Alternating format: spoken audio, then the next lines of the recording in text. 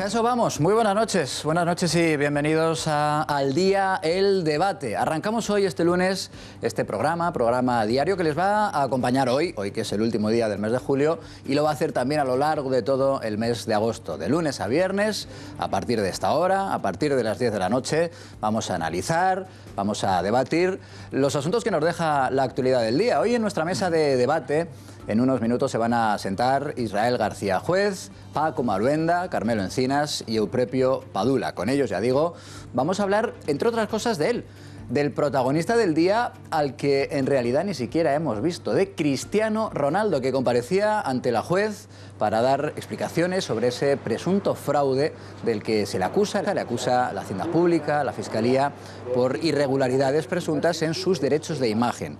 Son casi 15 millones de euros los que supuestamente habría defraudado.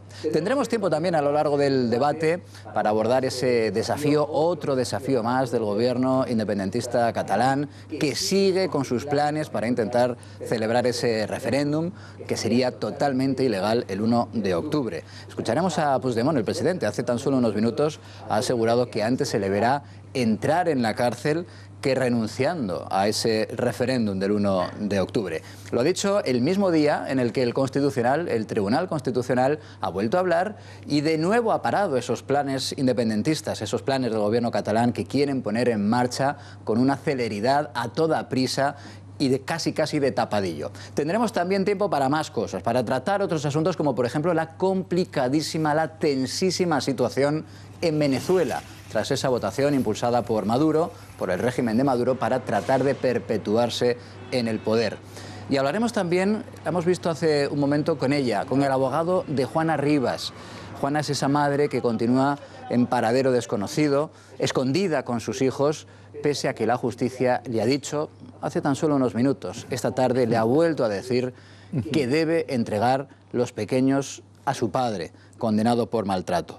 Bueno, este es el menú que tenemos para ustedes preparado en este primer Al Día, a debatir esa actualidad, a analizarla con detenimiento, pero antes de presentarles a nuestros invitados, que ya están, no les digo más, que está ya hasta Paco Maruenda. Así que antes de eso, Cristina Bravo, bienvenida, buenas noches. Buenas noches, Queremos que también nuestros espectadores participen directamente en este debate, y tú nos vas a explicar cómo pueden hacerlo, ¿verdad? Claro que sí, pues como cada noche que tenemos tertulia, en esta ocasión tenemos un hashtag, Al Día Debate 13TV. Ahí pueden escribir todos sus comentarios y opiniones sobre todo lo que se hable en la tertulia de esta noche, y además planteamos ya la pregunta del barómetro. Tras las declaraciones de Cristiano Ronaldo en los juzgados de Pozuelo de hoy, les preguntamos a ustedes, ¿confían en Cristiano Ronaldo? Pues si creen que sí, ya saben, dos números de teléfono, el 905-855-001 para respuestas afirmativas y el mismo número acabado en 002 para respuestas negativas. Pero como ya saben y como cada noche les leemos en las redes sociales, apunten el hashtag importante Al Día 13TV el debate.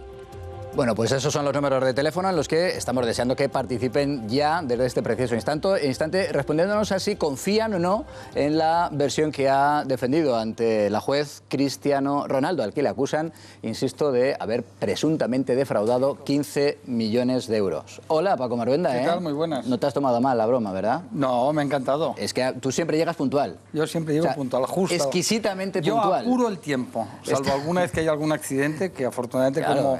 ¿Sabes qué ocurre? Que como la crisis económica ha provocado que la gente no salga de sus casas, ¿no? Y Madrid está vacío no porque se hayan ido de turismo, sino pues porque realmente no pueden salir. Entonces, no te sé la ironía. No te sé la ironía. No, a Maruenda sí. ¿Qué te pasa? ¿Que te has venido abajo, Carmelo? ¿Qué te ha pasado? Nada más empezaste nos vienes abajo. La izquierda se hunde. Has ido a escuchar a Maruenda y te has venido abajo. Está también con nosotros Eusebio Padula. Bienvenido, muy buenas noches. Buenas noches a todos. Está Eusebio y sus corbatas. Hombre, claro, hoy lleno de corazones. La de esta noche Estamos en verano. Exacto, la de esta noche tenemos que querer a todo el mundo y por lo tanto hoy con corazones. Especialmente cariñosa, ¿eh? La corbata llena de corazones. Lo que se merece nuestro público. Israel García Juez, sí, ahí está ese primer plano de tu corbata. Y también Israel García Juez, bienvenido, ¿eh? Don José Luis, muy buenas noches. La piel más clásica. Sí, como siempre. Tengo un poquito de miedo, nos van a meter en una querella criminal porque si te fijas, toda la mesa somos solo señores. No hay ninguna presencia femenina y esto está muy mal visto ahora, ¿eh?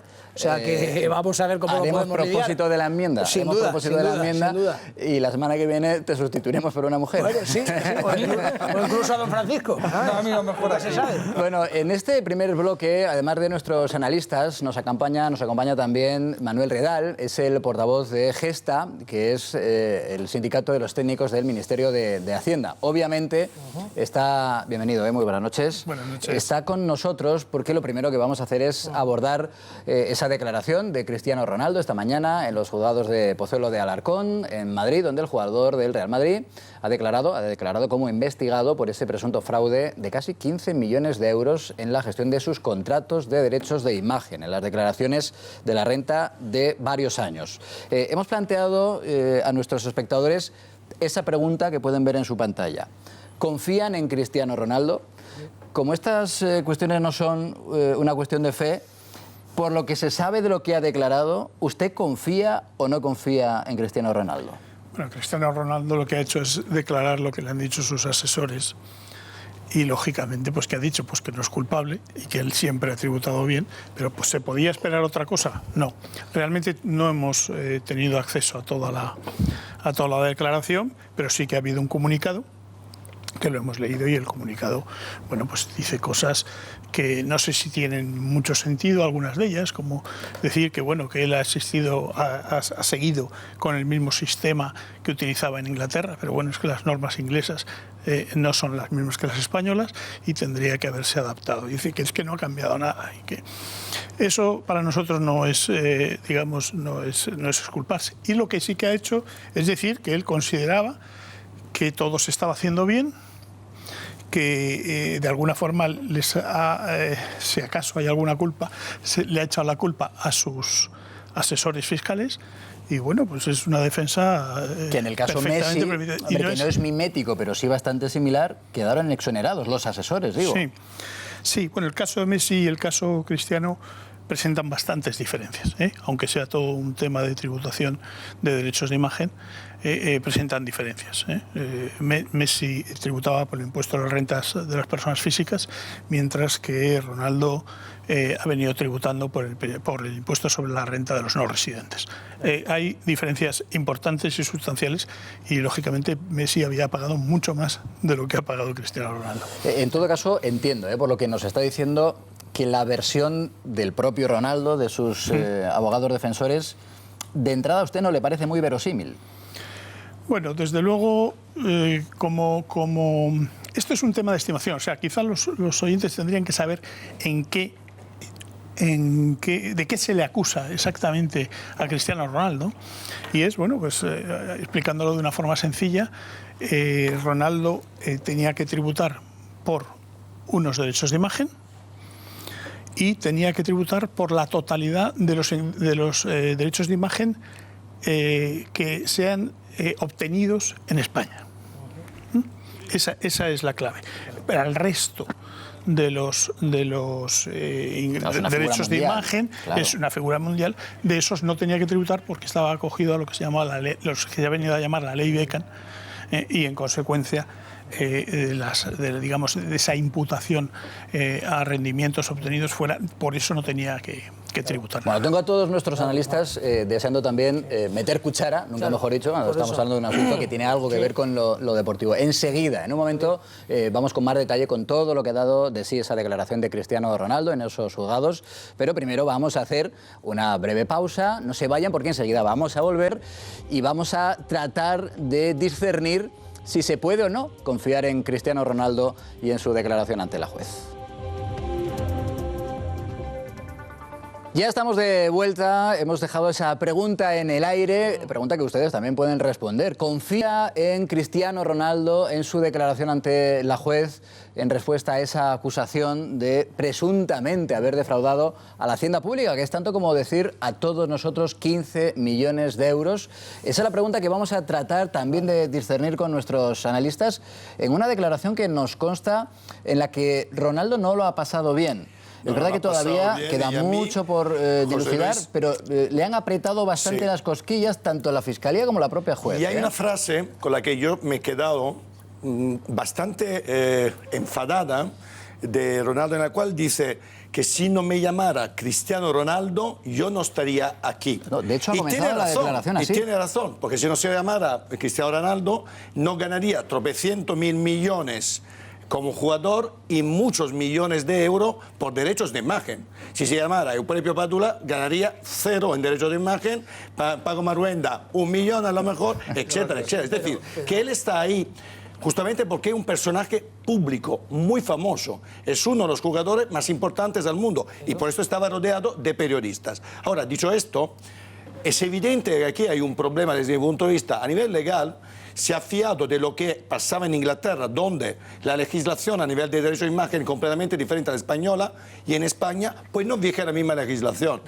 Y por otro lado, desde mi punto de vista, esto de decir que se ha fiado completamente de los asesores, esta ya es una excusa que conocemos todos. Yo lo entiendo, estoy seguro que él realmente poco entiende de sus finanzas y que Jorge Méndez y todo el resto de asesores son los que le han llevado la gestión financiera. Hombre, y fiscal. A Ronaldo las cosas como dicho son. Esto, haciendo la declaración de la renta yo no le veo. Hombre, no. A Ronaldo, pero dicho rellenando esto, las casillas, José Luis, no es evidente también que sabemos ya por lo que ha pasado. Jorge Méndez lleva 5 de los futbolistas que más han defraudado supuestamente a Hacienda. 5 de los que se supone están en juicios o han estado.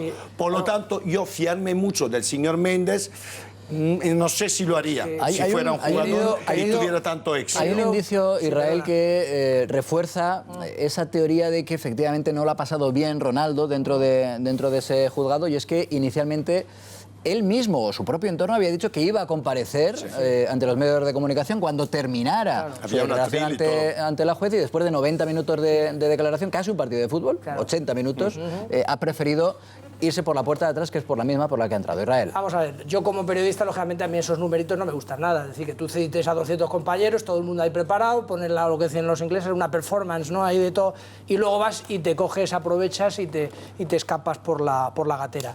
Decías tú, dices, hombre, claro, es que esto es un coste de imagen muy importante y no hay que olvidar que primero, y yo no soy, a mí ya sabéis que no me gusta el fútbol, es decir, ni el Real Madrid ni el Barcelona me da exactamente igual, pero te digo, es un coste de imagen muy importante para él. Primero, a Ronaldo el dinero no se lo regalan, es decir, como tú apuntabas su propio, se trata de uno de los mejores futbolistas, así dicen tal, un genio, un tal y cual, y por eso le pagan el pastizal que le dan, porque el resto de la humanidad no hace lo que este señor hace dentro del campo. Y también te digo, el fútbol consigue que millones de personas lo sigan, porque hay gente que tiene medallas de oro en otros deportes que no practica nada y por tanto no le pagan nada, ¿no?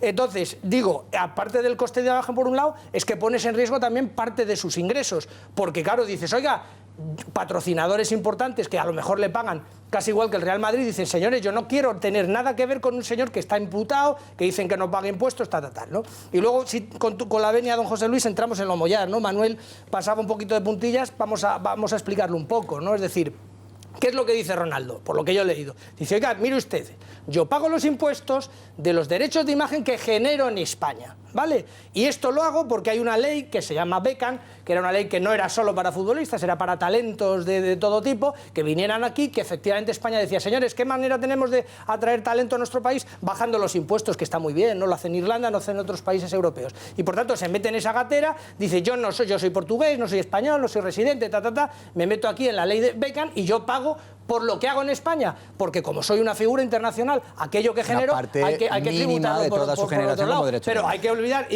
no hay que olvidar, y concluyo, José Luis, que no estamos hablando ni mucho, bueno, primero, que todas estas cosas son presuntamente, a mí desde luego siempre he dicho que Hacienda no es la palabra de Dios, es decir, hay que discutir, y yo estoy porque no solo Ronaldo, todos paguemos menos impuestos, estas cosas de las que se le acusan habrá que demostrarlas, uno, y dos, el señor Ronaldo, hasta donde yo sé, ha pagado un pastizal, o sea, millones de euros y tal, y dice, oiga, que te han hecho, digamos, para que la gente no se entienda, una paralela, una investigación, a ver cómo tributo usted. Bueno, pues, oiga, señores de Hacienda, demuéstranme que lo estoy haciendo mal, yo subsanaré lo que tenga, pero, oiga, que le traten como un delincuente me parece de traca. ¿Pero en qué se basa, Manuel? ¿Por qué dice que le trata como un delincuente? Hombre, porque le han llamado... como cualquier investigado. Bueno, pero tú sabes, Euprepio, porque ya llevas mucho tiempo viviendo en España, que a ti te llamen a un juzgado, que te monten el numerito y tal, ya te digo, te pone en riesgo a los patrocinadores, le pega un zurriagazo a tu imagen. Quiero decir, es un personaje famoso. Sí. Entonces... Bueno, pero por eso, pero que en un Estado de Derecho, hasta Hacienda, cuando a ti te llaman al orden, dice, oye, demuéstrame que yo lo estoy haciendo mal, porque yo lo que sí te puedo decir como Cristiano Ronaldo es que hasta la fecha he pagado, no sé, me lo invento, 75 millones de euros. Ha ido a declarar como cualquier ciudadano. Y además, un momento, no todos a la vez que no. Todos a la vez que no. Es verdad que en el caso de Hacienda se invierte la carga de la prueba. Sí, claro. Ahí es quien, el contribuyente, no, porque es así. Es una anomalía. Pero es así, pero no, es para ti, para Ronaldo y para mí. Tú tienes que demostrar que efectivamente lo has hecho bien. Bellísimo. Mira, bellísimo. Esa es la gran diferencia. Maruenda, que por cierto nos hemos enterado de una noticia que ha quedado aquí casi de rondón. Maruenda tampoco hace la declaración de la renta. Sí, la hago. No la hace personalmente. No, eso no la hago. No, ¿Puede oscurecer esto la noticia de Ronaldo? Ya me gustaría. No, pero vamos a ver. Mira, hay que pensar una cosa. La hacienda pública, desde tiempos inmemoriales, junto con el ejército y la religión, son las tres instituciones más eficaces. Es decir, cuando en Mesopotamia nacen los primeros estados, lo primero que se organiza eficazmente es el ejército, la hacienda y la religión para controlar a la sociedad, controlar al pueblo y tener recursos económicos. Por tanto, no te sorprenda, la hacienda al final siempre tiene la razón hasta que los tribunales se la quitan, ¿no? Tenemos una hacienda que debería de ser reformada en profundidad. Entonces, Ronaldo ha hecho una cosa que hace muchísima gente, y es intentar la optimización fiscal. Es decir, intenta optimizar fiscalmente, tiene muchos ingresos, es una persona importante, con proyección, etcétera. ¿Cuál es el problema? Pues que acabas en los tribunales en este caso, en el momento que Hacienda dice, oiga, yo no estoy de acuerdo con lo que usted dice. Estamos en el inicio del proceso. Eso, a lo mejor al final... Hay que dejarlo claro. Claro, es que hay que tener en cuenta que a lo mejor al final Ronaldo resulta que no tiene que pagar nada o tiene que pagar 15 millones y acabar en la cárcel, no lo sé. Yo la vía penal en los temas tributarios, cuando no media por otro tipo de delitos, me parece un despropósito. Es decir, te lo digo, lo he dicho muchas veces y no voy a dejar de decirlo. Me parece, imagínate que este señor es declarado culpable, ¿vale? ¿Por qué tiene que ir 2 años y medio a la cárcel? Yo no me gusta el fútbol. Digo, no lo defiendo porque sea futbolista, que me es igual. Que fuera empresario, ¿no? Entonces, claro, llega Hacienda y te dice, yo tengo algún caso de gente pues que debe 100 millones, 80, o 70 o 30, empresarios importantes, y al final debes 800 a Hacienda, porque dice, no, es que usted tendría que haber pagado esto, no ha pagado, por tanto le aplico intereses, sanciones, no sé qué, y una deuda se te multiplica de una forma exagerada. Dices, oiga, yo discrepo de Hacienda en este caso, ¿por qué tiene usted que reclamar 300 millones o 10 millones? Ya sé que la gente que nos ve, que no tiene esos problemas, y oiga, pero Maruenda, qué exageración, hablando de millonarios. No, yo hablo del concepto, de la filosofía, porque también le pasa a gente sencilla. Sí, gente que te viene Hacienda, lo que dices, si a mí se me olvida una factura de 100 euros, tengo al día siguiente a Hacienda llamando a mi puerta y reclamándome todo el mundo. Euros. Mira, este gobierno ahora que ha tenido que hacer una oferta, amplía la oferta de empleo y tal, ¿qué amplía? Pues con inspectores, subinspectores y técnicos de Hacienda. Aquí, Manuel, que nos dirán, no son suficientes. No, hombre, pero yo quería acabar con una cosa. Mira, lo que no puede ser es que el modelo hacendístico español es confiscatorio, es arbitrario y necesita ser reformado en profundidad para que paguemos todos, pero también que paguemos de una forma, es decir, aquí se hacen chapuzas y luego esto es un Estado con una mente. Todos los economistas españoles, o casi todos, son hijos de Flores de Lemus y de Fuentes Quintana y de Ángel Rojo y tal, que eran socialdemócratas, aunque fueran de derechas. Encinas, tal y como va la noche, casi que te va a tocar a ti defender Hacienda. No, ¿sabes? No, pues no lo vas a conseguir, ¿no? Esto no lo vas a conseguir. Lo que me preocupa es que casi todo lo que ha dicho Paco Maruenda estoy de acuerdo con él. Esto no pasa muy a menudo. Creo que la Hacienda aquí funciona con una arbitrariedad verdaderamente escandalosa. Creo sinceramente que funciona con una arbitrariedad. Un técnico de Hacienda. Sí, ahora entraremos. Y lo contrastaré con él. Y puede que incluso hasta me dé la razón. No son los funcionarios de Hacienda, yo creo que los culpables, no son los técnicos, son las órdenes que reciben. Claro. Y en lo que no va a estar de acuerdo seguramente Paco conmigo es que yo creo que Montoro ha provocado esa situación. La agencia tributaria tuvo un prestigio de ser una institución rigurosa que ahora no tiene.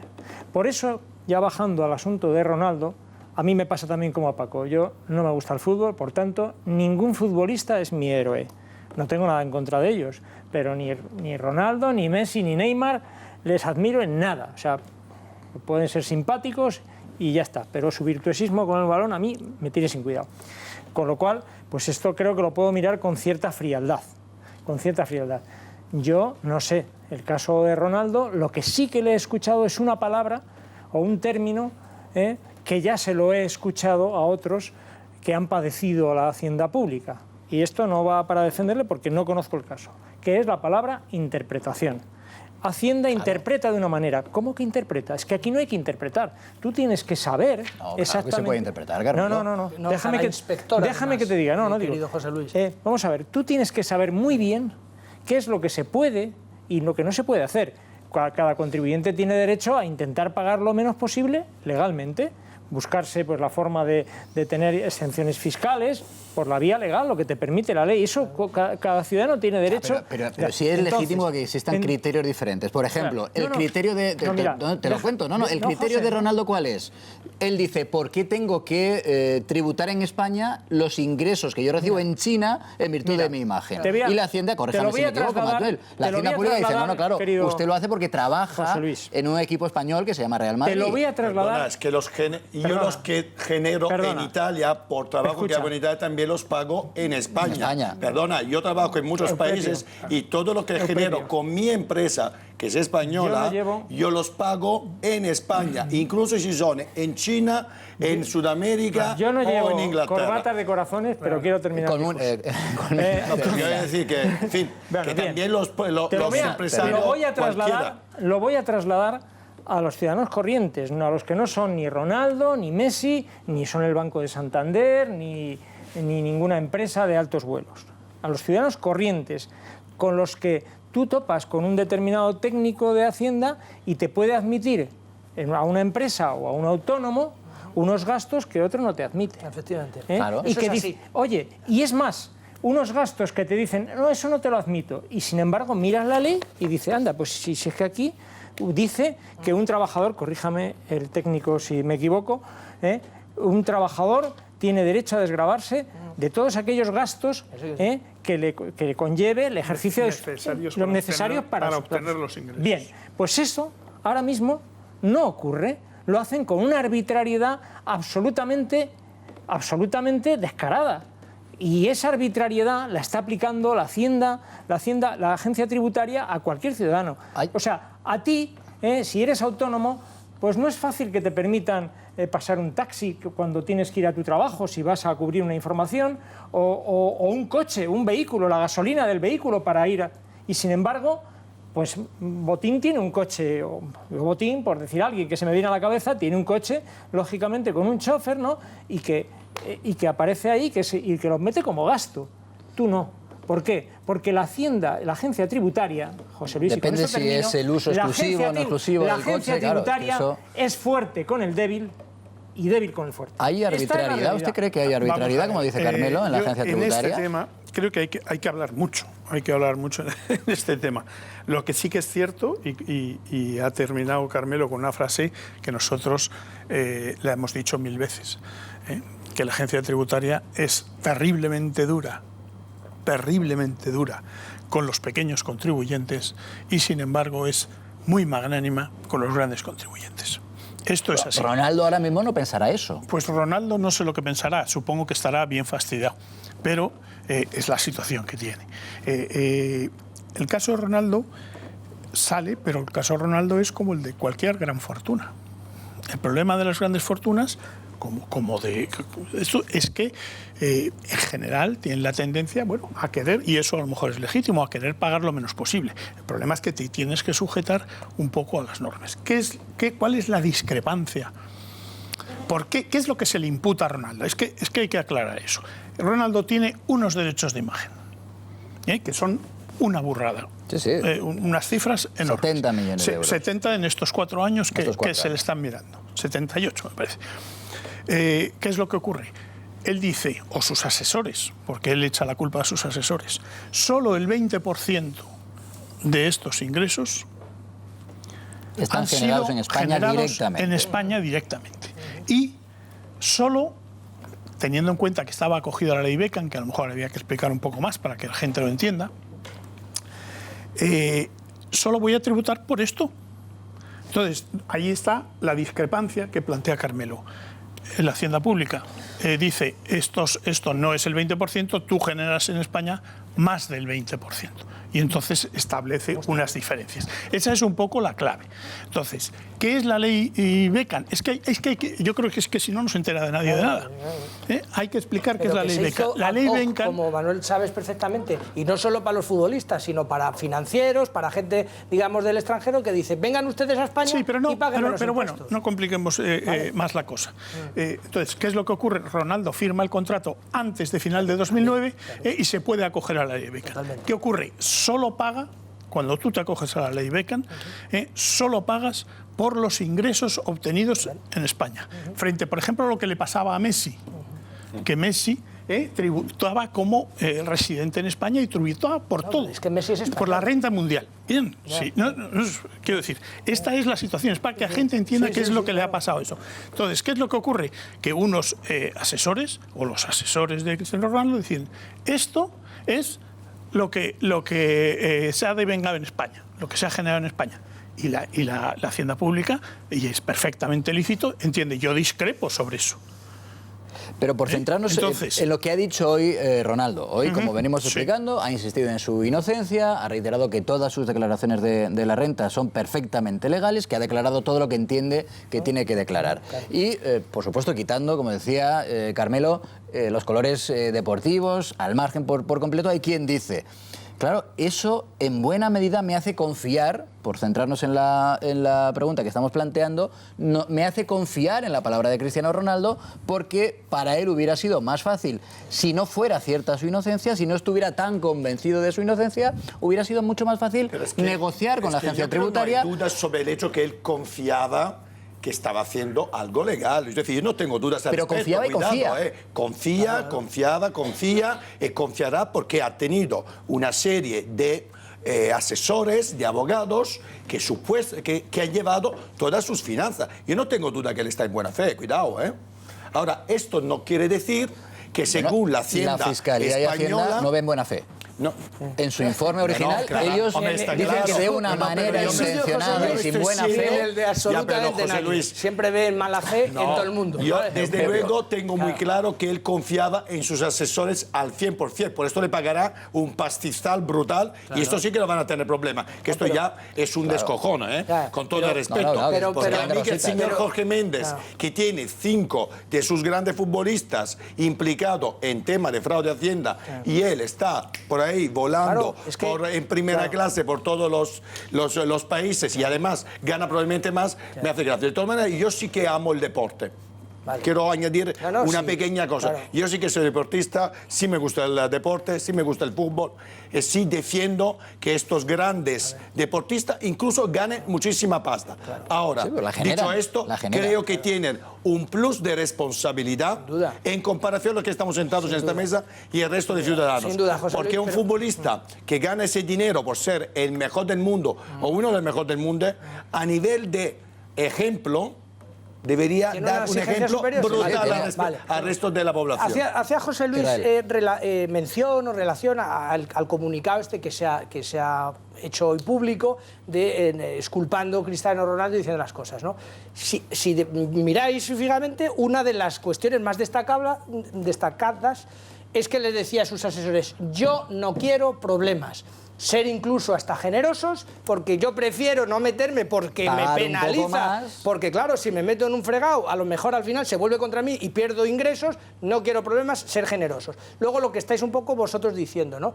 Que yo también estoy en eso, ¿no? Oiga, que se impute a los asesores, que son como entes imposibles de imputar. Es decir, si hay una sospecha de que usted de manera reiterada está con el paso cambiado, pues que les metan el cuerno a estos también, ¿no? Pero decir, oiga... ¿Sabes cuál es el problema? Es que los asesores tienen un criterio y un argumento que es defendible.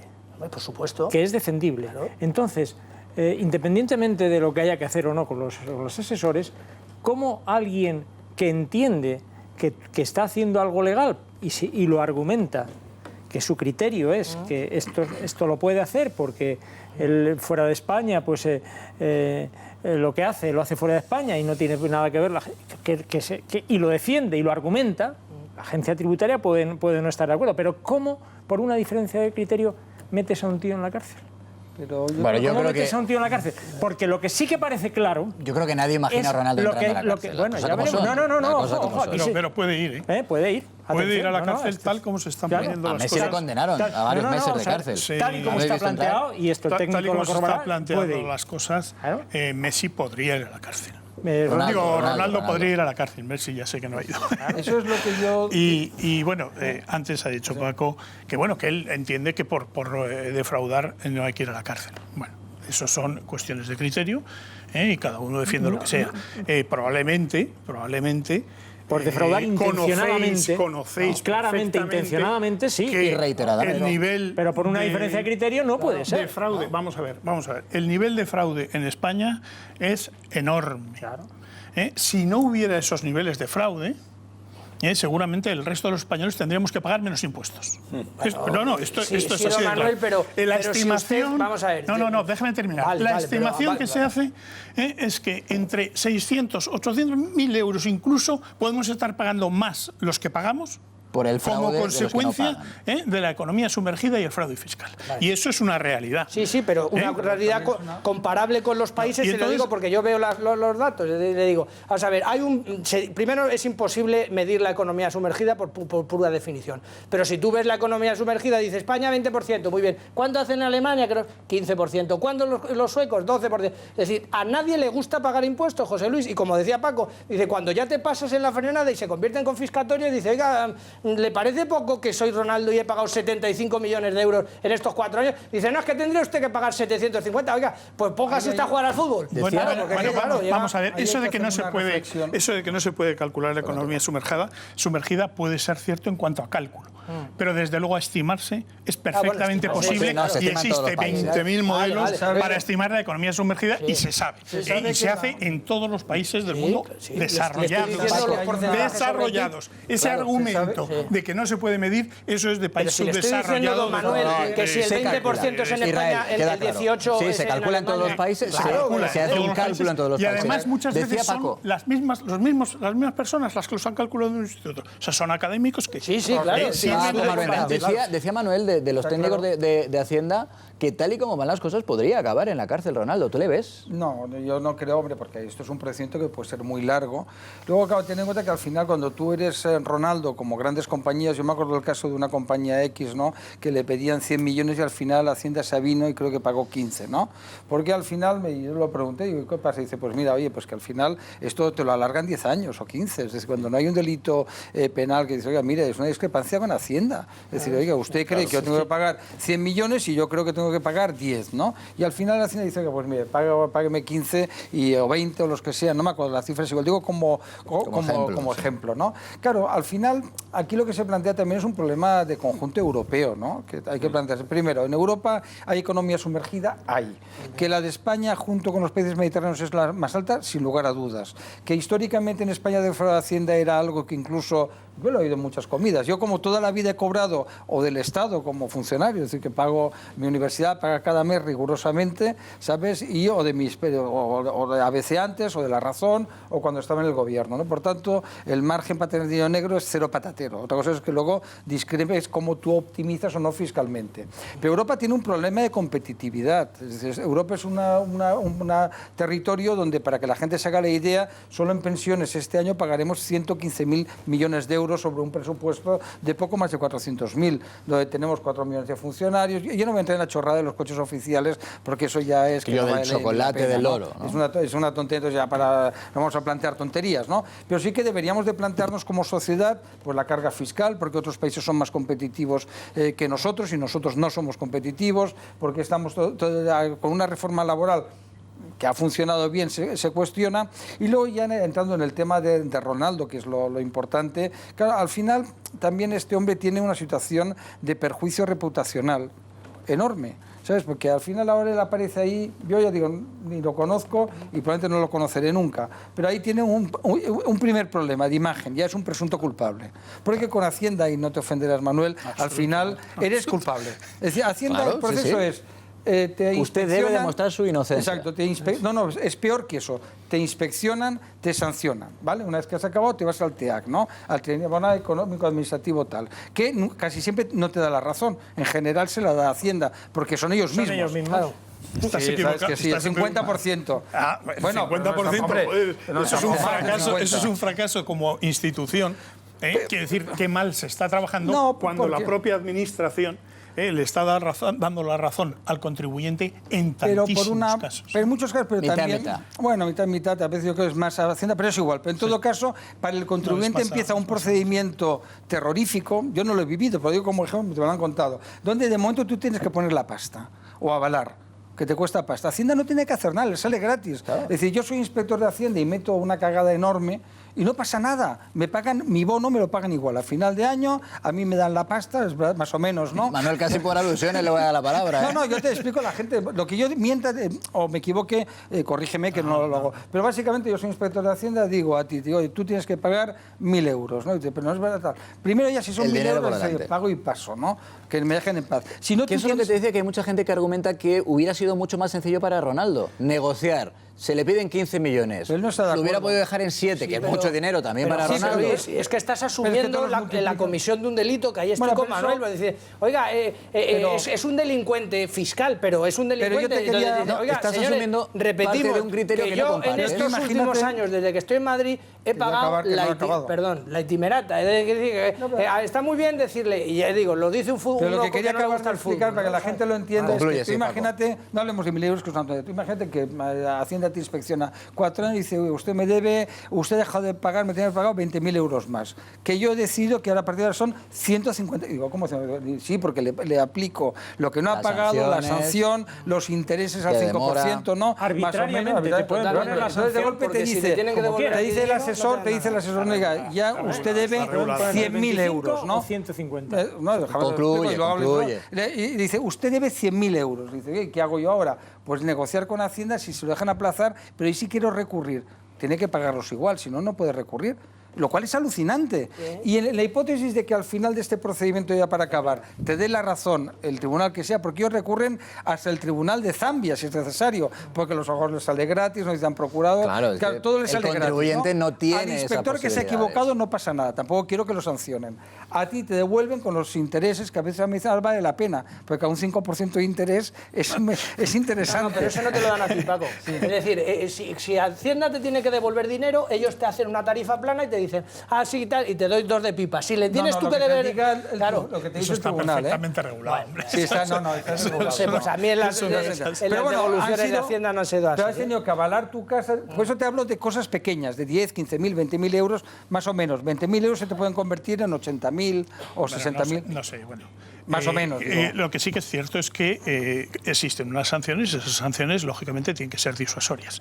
Pero no vamos a entrar, o sí podemos entrar, claro, en donde efectivamente el régimen sancionador a lo mejor se puede considerar muy duro. Eso es opinable y no tiene que tiene que haber intereses, lógicamente hay intereses muy de demora. Y muy subjetivo, estará de acuerdo conmigo. No, está regulado, Carmelo. Las sanciones y otra cosa es el criterio a la hora de aplicar, y ahí sí que hay divergencias enormes, incluso dependiendo de cada técnico. Gravísima, eso es, terriblemente grave y horrorosa. Y si es horrorosa, es un 150. Mortal. Y si es horrorosa, es mortal. Y eso lo decide el técnico, el inspector. Y te puedes encontrar con uno que te diga una cosa y el otro la contraria. Esto es así. Pero eso te pasa en todos los órdenes de la vida. Claro, eso no vas al juzgado. Vamos a ver, tú vas al juzgado. Pero eso no pasa solo con la agencia tributaria. Pero todo eso tiene que estar perfectamente tasado. Tú tienes que saber exactamente qué es lo que tienes que pagar y lo que no, por qué te puedes desgravar. No puede haber margen de interpretación. Y hay demasiado margen de interpretación porque Hacienda se lo reserva. Y se lo reserva para él. Y efectivamente eres culpable mientras no demuestres lo contrario. Y eso es lo que no puede ser. Pero al final, para eso se ha ido a la juez, que es la que tiene que ahora discernir. Los que de alguna forma conocen el mundo judicial más o menos de cerca y conocen sentencias y tal y cual, nosotros, quiero decir que nosotros establecemos también tipos de reclamaciones jurídicas, esto en la jurisdicción contenciosa administrativa, establecemos nuestros y nosotros 4 personas exactamente con el mismo caso, un mismo juez ha fallado diferente que al final... de unos y otros. O sea, Pero tenemos... esto pasa en todos los juicios. Esto pasa en todos los órdenes de la vida. Que desde luego, claro, que no podría ser así, pero es que ese es el mundo jurídico. Pero claro, tú no puedes regularlo todo, Carmelo, hasta el punto de decir los derechos de imagen de un jugador, se llame como se llame, se tributan de esta manera o de otra. Al final es lógico que pueda existir ese margen. Una lotería que te toque un técnico moderado o amable, pero esto pasa a un técnico también si robas, que si vaya matas, si te toca un juez o te toca otro. Porque la diferencia es que pagas el triple. Vamos, sí, de acuerdo. No podría ser. Pero es imposible. De acuerdo. Pero es imposible regularlo hasta ese punto.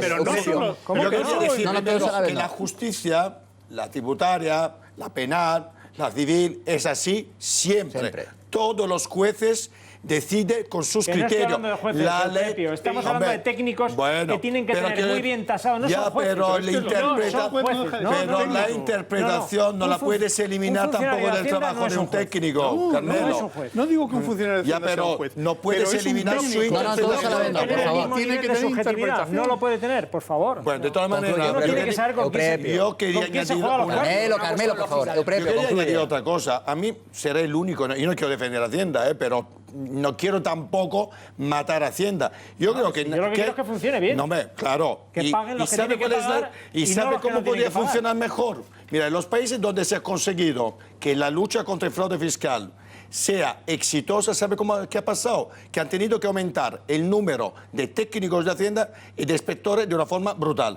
Esto ha pasado en Italia, en Alemania, etc. Al número mayor de inspectores se ha disminuido el fraude de Hacienda. Uno. Claro. Segundo, es así. Es automático. Mira, en Italia, a nivel de dinero negro y también a nivel de fraude, ha disminuido un 25%, aumentando en 2.000 personas los inspectores de Hacienda en los últimos años. Luego, quería decir otra cosa. Yo creo que en el tema de fútbol, de todas maneras, todo el revuelo que hay ahora mismo es también porque muchas veces, en muchos años, se han cerrado muchos ojos en relación a equipos de fútbol, en relación a los clubes, etc. ¿Cuántos clubes no han pagado durante años acumulando deudas multimillonarias de una forma escandalosa y Hacienda ha cerrado un ojo? Bueno, pero eso se ha acabado ya, ¿eh? Esos clubes se están pagando ahora. Pero por esto hay tanto revuelo ahora, porque durante muchos años Hacienda cerraba un ojo, ahora ya no. Y antes, lo que está pasando con los Messi, los Mascherano, el Mourinho, antes no pasaba tampoco. Y ahora está pasando. Quiero decir, vamos a ver si esta supuesta... Maradona en su época en el Barça tuvo un problema similar al que tiene ahora Ronaldo, ¿eh? Bastante similar. De todas formas, Maradona en su tiempo en el Barça. De todo tipo. Bueno, pero del que nos referimos en este momento es de tipo económico y es con la Hacienda y es por derechos de imagen también. De todas formas... No es solo un número, ¿eh? Hay que gestionar bien. O sea, tú puedes tener muchos recursos, pero los recursos hay que gestionarlos de forma eficaz. Manuel, el número de inspectoración es importante. Sin duda es importante. Sin duda. Hay que reformar, yo creo que habría que reformar, que yo creo que es lo importante, el sistema fiscal. Mira, este es un país muy chapucero, ¿no? Donde al final lo más rápido es sobre una norma hacer pequeñas reformas, meterlo en una ley, un artículo, aunque no sea que haga referencia y tal, para corregirlo, ¿no? Lo que habría que hacer es un planteamiento de reforma total del sistema. Yo estoy a favor de pagar. Cuanto más mejor, no me importa, siempre y cuando los servicios que no... Mejor, es decir, déjame acabar un momento, un segundo. Que el dinero recaudado lo que se gaste bien. Es decir, siempre y cuando, por ejemplo, a mí me aseguren que yo pago, pero recibiré pensiones. Claro, a mí me asusta el sentido de decir, oiga, yo estoy pagando. Soy un señor que, como es normal, yo tengo un muy buen sueldo, no me puedo quejar, podría ser mejor, pero es bueno. Por lo tanto, yo pago a Hacienda muchísimo dinero cada año. Más las tertulias lo que me retienen, más la universidad, es decir, que soy un señor que contribuyo. Yo al final, pues en el supuesto más favorable, cobraré los 2.000 y poco euros, 2.500 brutos, ¿no?, que me ofrece de pensión la Hacienda Pública. Si a mí me dejaran gestionar mi dinero, ¿sabes? Es decir, yo cobraría mucho más, lo invertiría de otra forma y tendría otro funcionamiento. Pero soy consciente que tiene que haber un principio de equidad. Por tanto, yo creo pero no se va a hacer, porque además en el tema de Hacienda es un tema muy dado a demagogia, donde hay planteamientos de izquierda y derecha muy distintos, ¿no?, donde según lo que digas, claro, tú eres un ultraliberal, ¿no?, o quieres ser insolidario, pero hay que mantener un Estado y entonces en lugar de simplificar, yo lo primero que habría que hacer es pedir a los políticos que simplifiquen el Estado.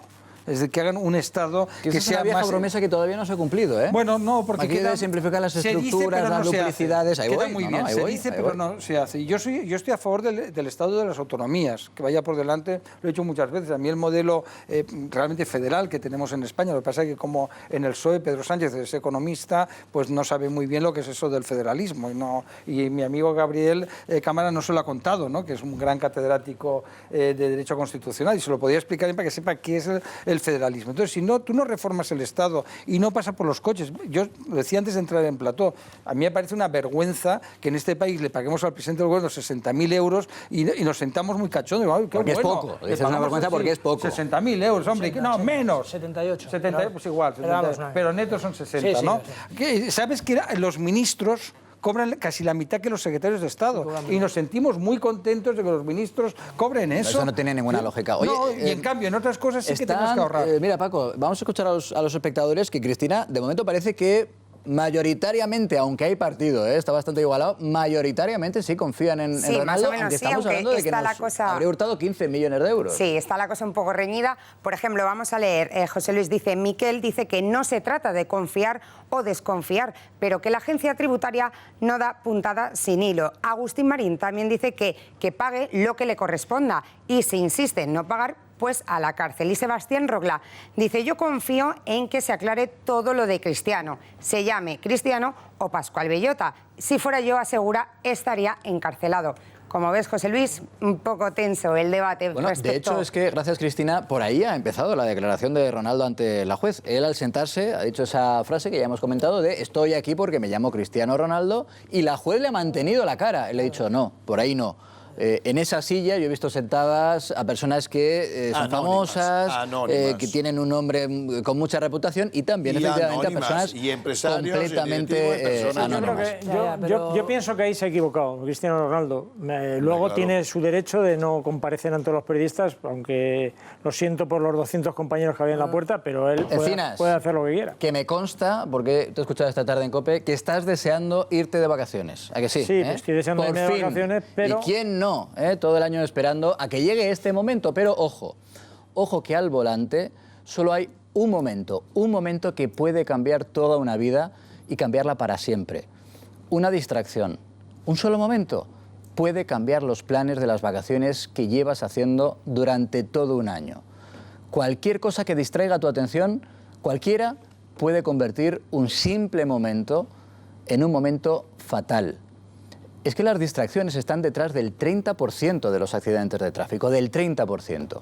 Por eso hay que programar el viaje en el navegador y hacerlo, por supuesto, antes de salir, no hacerlo en la marcha. Hay que hacerlo con el sonido, para no tener que mirar a la pantalla.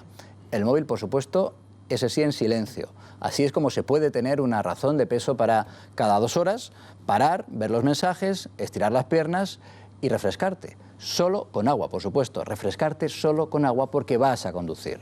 ¿A que parecen mensajes de la Dirección General de Tráfico? Es que lo son. Bueno, felices vacaciones para aprovechar todos los momentos, todos. Enseguida volvemos. Ya estamos de vuelta a las 11:21. Hay que recordar que hoy la Generalitat de Cataluña ha tratado de continuar con su órdago independentista y de hecho ha sumado un nuevo desafío al Estado porque hoy los separatistas de Junts pel Sí y los radicales, los antisistema de la CUP, lo que han hecho ha sido presentar la ley del referéndum ilegal que podría comenzar a tramitarse, que quieren que comience a tramitarse a mediados del mes de agosto. Y es que casi al mismo tiempo el Partido Popular y Ciudadanos han presentado por su parte un recurso de amparo ante el Tribunal Constitucional para tratar de evitar la tramitación express, a toda prisa, de tapadillo de ese referéndum que sería ilegal y que quieren organizar el 1 de octubre. Es un recurso que se ha sumado al del Gobierno y que el Constitucional esta misma tarde, de hecho, ha admitido y, por tanto, ya está suspendido. Es verdad que no han entrado en el meollo, en el Tribunal Constitucional, pero sí que al ser admitido ha quedado suspendida esa convocatoria. Bueno, para hablar de este asunto tenemos esta noche desde Tarragona a Lorena Roldán, que es diputada de Ciudadanos. Lorena, muy buenas noches.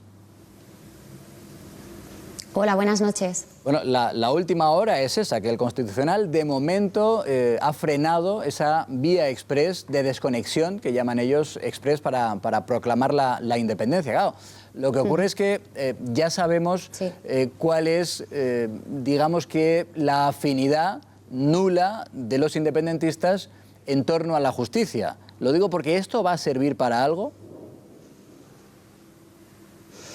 Bueno, pues no nos sorprende esta decisión que ha tomado el Tribunal Constitucional, porque, como hemos dicho, esta reforma del reglamento supone una verdadera mordaza tanto para los diputados de la oposición como para la mayoría de catalanes que queremos seguir siendo catalanes, españoles y europeos. Pero, como bien apuntas, pues ya sabemos que Puigdemont y que su gobierno no es la primera vez que se salta pues las sentencias del Tribunal Constitucional o los autos que dicta el Tribunal Constitucional. Por tanto, no sería de extrañar que nuevamente lo volviera a hacer, a pesar de que se les ha advertido expresamente. Incluso se ha citado a la presidenta del Parlamento, a la señora Carme Forcadell, en esta resolución que ha dictado el Tribunal Constitucional esta misma tarde. De hecho, el Constitucional recuerda que podría también apelar a la vía penal, como se hizo en el anterior referéndum que trataron de llevar a cabo. Pero, insisto, hasta ahí hasta donde se puede llegar, o se puede ir más lejos.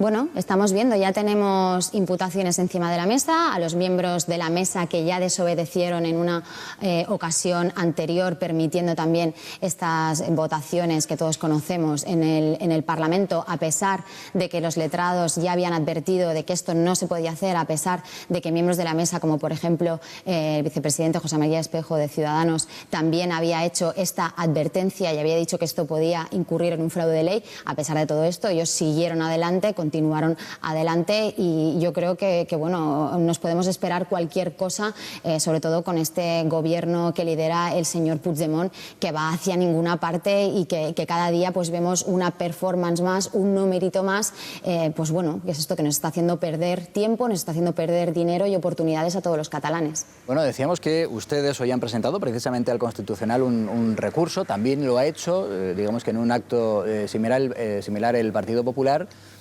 Pero no sé si ustedes han echado de menos un tercer recurso por parte del Partido Socialista, que no lo ha hecho.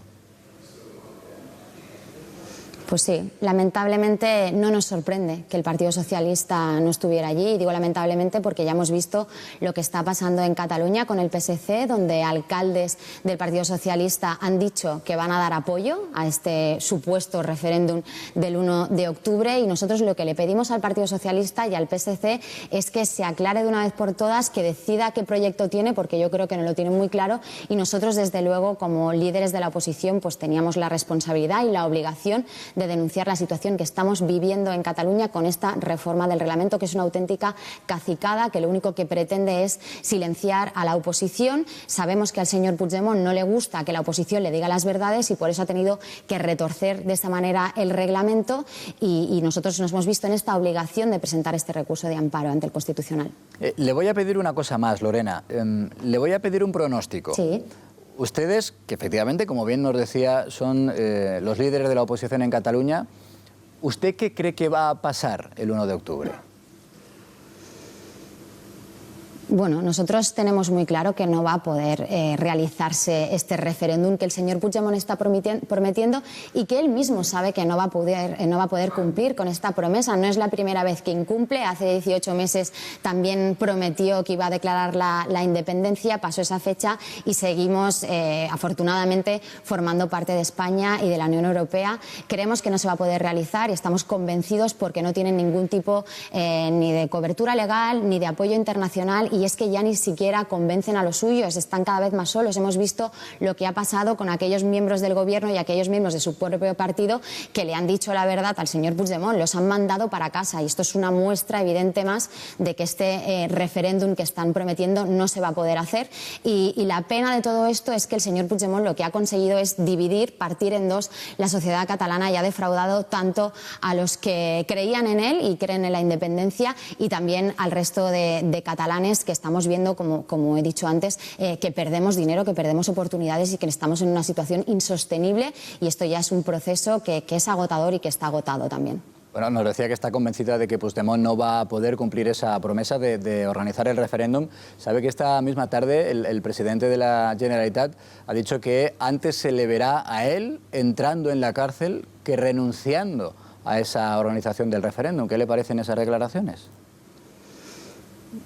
Bueno, a mí me parece que hacen declaraciones muy valientes, pero que luego, sin embargo, vemos como, por ejemplo, esta mañana han registrado esta famosa ley del referéndum, pero el señor Puigdemont y el señor Junqueras han firmado como diputados, es decir, se han escondido detrás de su acta de diputados. ¿Para qué? Para no tener que asumir las responsabilidades y las consecuencias legales que este acto conlleva. Por tanto, esto es un acto de cobardía. Estamos acostumbrados, ya vimos como el señor Mas, por ejemplo, le echó la culpa a los voluntarios, vemos también como la señora Borràs, pues con la compra de las urnas nos ha dicho que no, que es que estas urnas eran para las elecciones de las AMPA, es decir, no es la primera vez. Por tanto, yo creo que son muy valientes cuando hacen declaraciones, pero luego cuando tienen que ir pues delante del TSJ, por ejemplo, ya no son tan valientes, con lo cual estamos convencidos que lo que ha dicho hoy el señor Puigdemont pues no lo va a poder llevar a cabo. Lorena Roldán, portavoz de Ciudadanos en el Parlamento catalán, gracias por estar esta noche con nosotros en el debate de Al Día. Un fuerte abrazo. A vosotros, muchísimas gracias. Oye, Paco, vamos a empezar por eso último, esas declaraciones de Puigdemont, en las que es verdad lo que decía Lorena. Las estrategias se están copiando con lo que ocurrió después de la declaración de Artur Mas ante el Constitucional, porque además de decir eso de antes me verán entrando en la cárcel que renunciando a la organización del referéndum, en esas declaraciones Puigdemont lo que ha dicho es, hombre, no culpen a los funcionarios que lo único que hacen es obedecer, acatar órdenes, cúlpenme a mí, que es lo mismo que dijo públicamente Artur Mas antes de ir al tribunal y decir, no, esto lo organizaron todos los funcionarios, a mí que me preguntan. Puigdemont le pasa como a mucha gente, que la ignorancia es enciclopédica, y entonces aquí no hay un deber de cumplimiento, es decir, tiene que cumplir el funcionario. El funcionario no puede acogerse a la obediencia debida, eso es de ignorancia. El funcionario tiene que cumplir conforme a la ley, y más cuando meridianamente, de forma muy clara, sabe que no puede actuar. Mira, hace unos años Artur Mas, en una cena, me lo contaban en Puigcerdà, a final de, no me acuerdo si era Navidad o era principio de año, pero es igual, en un grupo de gente importante de Cataluña dijo que él se veía entrando en la cárcel detenido por la Guardia Civil. Es decir, esa imagen que para los catalanes es la imagen de Lluís Companys después del golpe de Estado del 34, en los barrotes con su gobierno, con aquel pañuelo que llevaba, ¿no? Pues era un hombre bastante corto, ¿no? Es decir, un hombre, era abogado, creo recordar de Sabadell, pero un hombre bastante flojito, ¿no? Lo mismo que los catalanes podemos hacer cosas sublimes como cualquier pueblo, pero también podemos caer en la mediocridad más exasperante, ¿no? Entonces, lo que tienen que hacer es cumplir la legalidad vigente. Lo que no puede ser es iniciar un proceso sin apoyo, es decir, sin apoyo real, ¿no? Más allá de un voto en el Parlamento de Cataluña. Es decir, es que es terrible, es decir, no tienen ni la mitad. Mira, ya para acabar, la famosa resolución del Tribunal Supremo de Canadá, en su día, planteado el tema de Quebec, es decir, que no tiene equiparación, pero es igual. Yo, para poner ejemplo jurídico, para que la gente lo sepa, dice que no puede ser por 51-49. Lo dice muy claro, porque tiene que ser una mayoría lo suficientemente... Es que eso lo decían ante los antisistemas, hasta los antisistemas de la propia Cataluña. Pero ahora ya antes. No, ahora ya no. Ahora ellos han entrado en un callejón sin salida, en una espiral disparatada que les lleva al desastre. Han provocado la ruptura de las familias, la gente se pelea, la sociedad está dividida, y luego el drama que tienen es que va disminuyendo el apoyo popular. No hay una solución mágica para resolver el problema. Lo que sí que hay, que hemos ido bajando y ahora ya estamos a niveles de 2012. Oye, Encinas, dile a la gente, joder, ¿qué ganas tiene este hombre de la cárcel y la gente de decir si a Ronaldo le van a meter en la cárcel o no? Ahora, esto de Puigdemont es una butada, ¿no? Yo sí que creo que él quiere entrar en la cárcel un cuarto de hora. Yo creo que un cuarto de hora él firmaría. Bueno, 2 días, un par de días, porque sinceramente pienso que la finalidad última de Puigdemont, que no tiene futuro político porque él no va a seguir, entre otras cosas porque su partido está destrozado y por tanto, o sea, lo han conseguido destrozar, entre Mas y luego él, pues lo han conseguido destrozar, un partido que era hegemónico, o sea, era que mandaba durante décadas, ¿no? Bueno, pero aparte de eso es que él ya ha decidido no seguir, con lo cual su idea es convertirse en el gran héroe y marcar una especie de hito de hasta dónde llegamos en el intento del independentismo, hasta qué altura llegamos y marcar la cota más alta posible. Si eso conlleva ir un ratito a la cárcel, pues es fenomenal, porque se convierte en héroe, tendrá su monumento en algún parque con una estelada, en fin, toda esta mística, toda esta liturgia que les encanta al independentismo y de la que viven y que fomentan, ¿no? Yo si es media hora, preguntabas tú a la diputada de Ciudadanos qué crees que va a pasar el día 1 de octubre. Yo creo, sinceramente, que la logística es la clave. Para montar un referéndum tienes que tener una logística bien armada, donde todo va a funcionar como un reloj. Y el Estado tiene instrumentos para que esa logística no funcione. O sea, desde las urnas, las famosas urnas, las papeletas, las llaves de los colegios, los funcionarios públicos que tienen efectivamente, como decía Paco, tienen la obligación de cumplir la ley. No les puedes decir, oiga, no, coja a esta señora mayor y tírala por la ventana porque no es independentista. Por decir alguna barbaridad. La orden por escrito. No, tú tienes. El funcionario no puede incumplir la ley, no la puede incumplir. Porque no le dan la orden por escrito, pasó en el anterior eso por supuesto, pero aunque se la dieran, un funcionario no puede incumplir la ley, no puede hacer algo que es ilegal. Y ellos saben perfectamente que esto no es legal. Con lo cual, este es el asunto, ¿no? Entonces, es difícil que ese referéndum tenga alguna posibilidad siquiera remota de salir, más allá de que puedan votar en algunos pueblos, porque al final, pues siempre...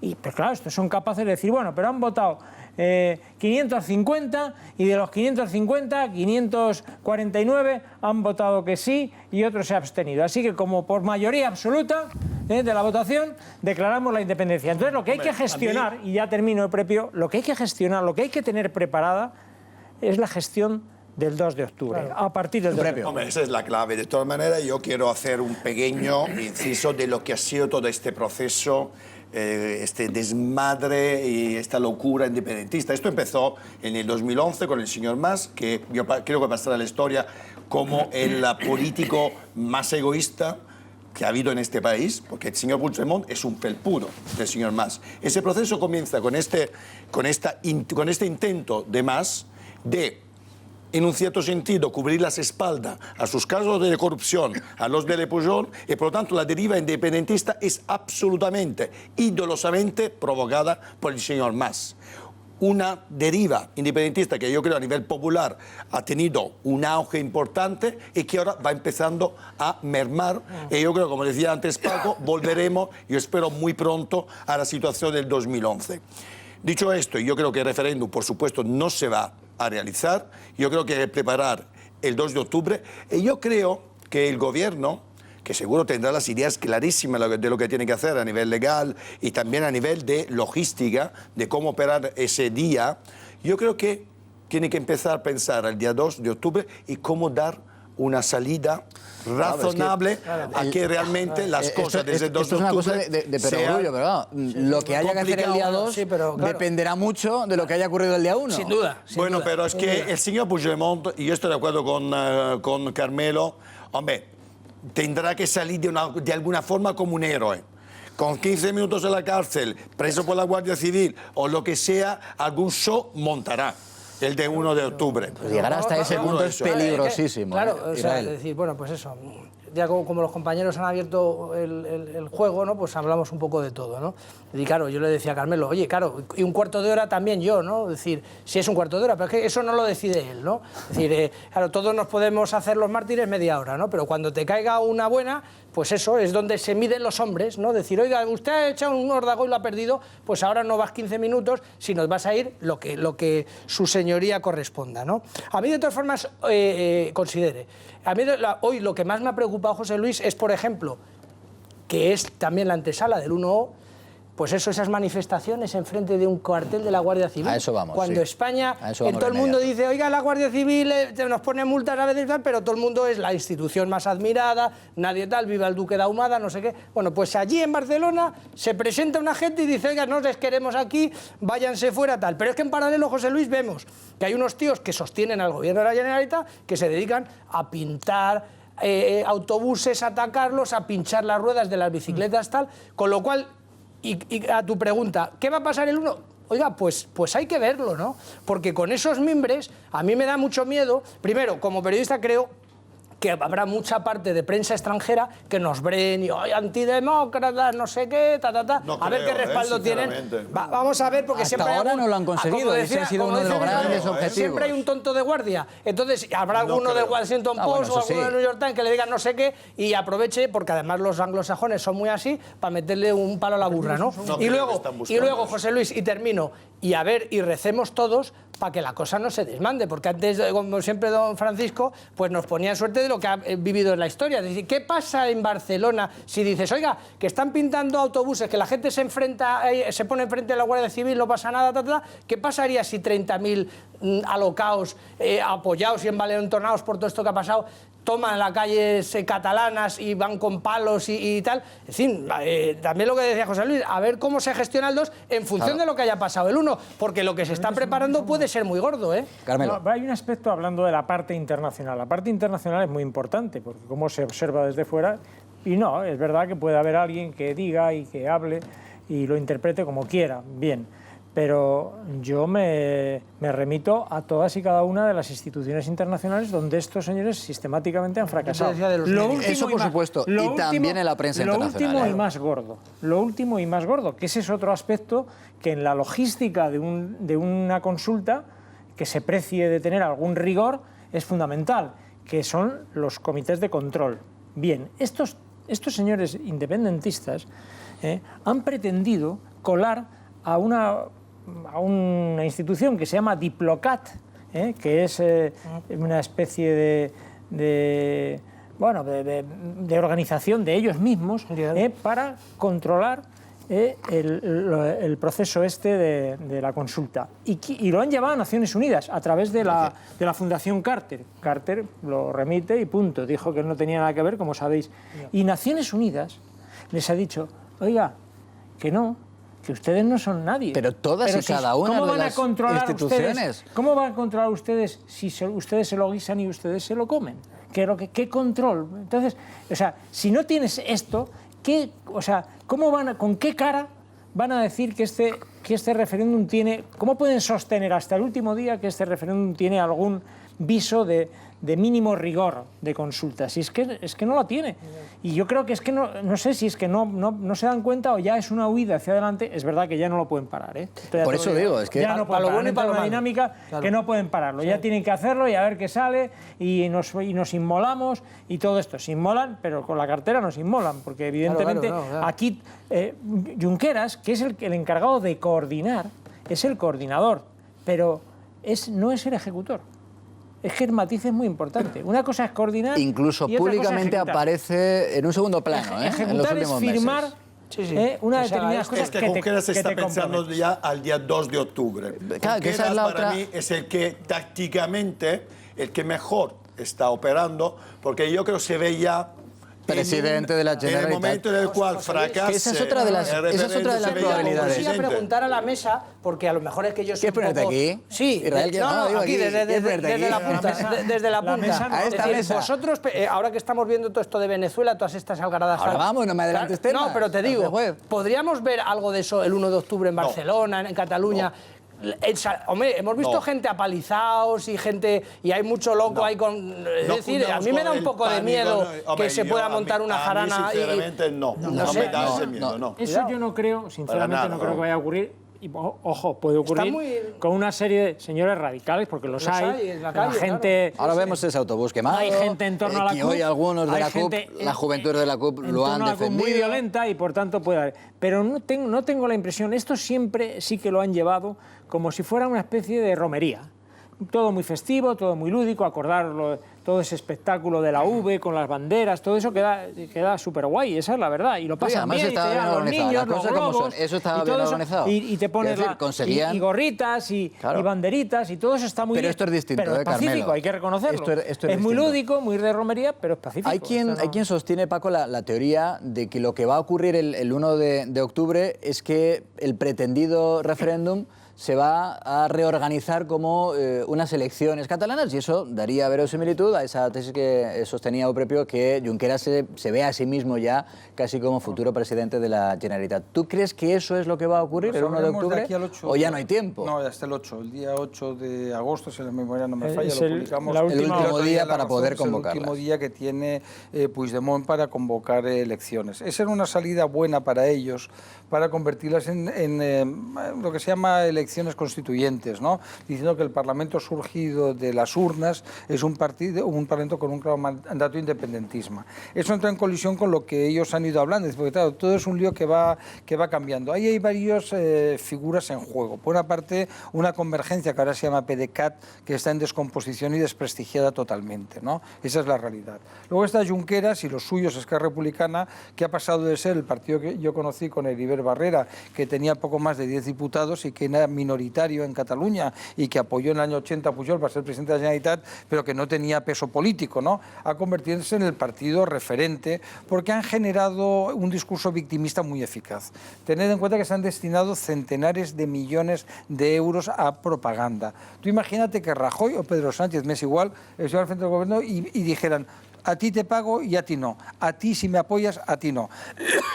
Eso es lo que han hecho. La universidad, las escuelas, es decir, el grado lo de Sigena, que es un ejemplo. Ellos siempre que pueden vulneran la ley y lo vulneran utilizando la ley. Es decir, que no os creáis que lo hacen de forma zafia, ¿no? Retuercen la ley. Retuercen o hacen una nueva norma que sustituye la anterior, por tanto hay que volver a empezar otra vez el procedimiento. Es una situación muy, muy grave la que se vive. Es lo más grave, lo que más preocupa a Pujol. Y ya para acabar, los que decían que Pujol preocupa a Rajoy. Los que decían que Rajoy no tenía un plan, ¿cómo no va a tener un plan?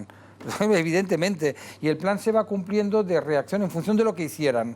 Y hay una frase muy buena que es la que dice Junqueras: oiga, es que van a dejar a mis hijos sin su casa. Sí, claro, si usted incumple la ley, es que si yo la incumplo también me van a meter una sanción. Y yo no me alegro nunca del mal ajeno, pero si el mal ajeno es consecuencia de un acto delictivo, sí que me alegro que asuman las consecuencias. Bueno, mencionaba por aquello del contexto en el que nos estamos moviendo y al que nos vamos acercando a esa fecha del 1 de octubre. Digo, mencionaba Israel ese ataque de las juventudes, que hoy las juventudes de la CUP han defendido, esas imágenes que estamos viendo, el ataque, que es verdad que recuerda las imágenes de la Kale Borroka en el País Vasco contra un autobús urbano en Barcelona.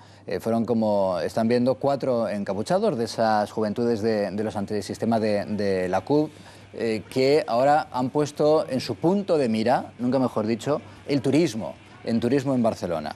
Ese es el contexto que ahora mismo se vive. Sí, pero eso no tiene que ver con el independentismo, cuidado. No, por eso lo separo. Por eso lo separo, pero claro, ese es el contexto. Me lo sé, pero desde hace muchos años Barcelona, lo sabemos, es centro de muchísimos grupos antisistemas, anticapitalistas, etc. Es una de las capitales europeas del antisistema. Es que está sosteniendo el gobierno del Ayuntamiento de Barcelona y de la Generalitat de Cataluña.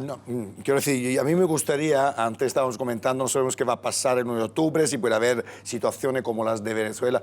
Hombre, sinceramente, yo no creo. Adiós, gracias. Para nada. No parece. Entre otras cosas, porque estos grupos antisistemas de la CUP y de otros grupos que no son de la CUP están bastante controlados para que lo sepamos en Barcelona. Por lo tanto, yo creo que incluso deberíamos hablar poco de esta posibilidad que estos grupos de repente puedan realmente pueden ser un problema para las fuerzas del orden. Yo lo decía previo por eso, porque como estamos aquí en confianza, estamos hablando las cosas... Pues, pero nos ve mucha gente. Es algo que ha ocurrido. Sí, pero es que decía José Luis una cosa que me parece muy importante, ¿no? Decir, oiga, y el día 2 tal, y es el día 2 para todo. Es decir, oiga, a mí, lo decía Carmelo, no, esto de que me hace un mártir estar media hora en la cárcel, dice, ya, pero es que si usted incumple la ley de manera tan flagrante, a usted le van a caer 3 años. Y entonces, cuando la gente vea que al que el presidente de la Generalitat, que ha montado el patín baile, le caen 3 años, pues a lo mejor se plantean las cosas. Hablabais vosotros el tema de la Kale Borroka. Cosa que señores, yo creo que no mucha gente en Cataluña ¿por qué desaparece la Kale Borroka? Porque alguien dice, señores, se acabó.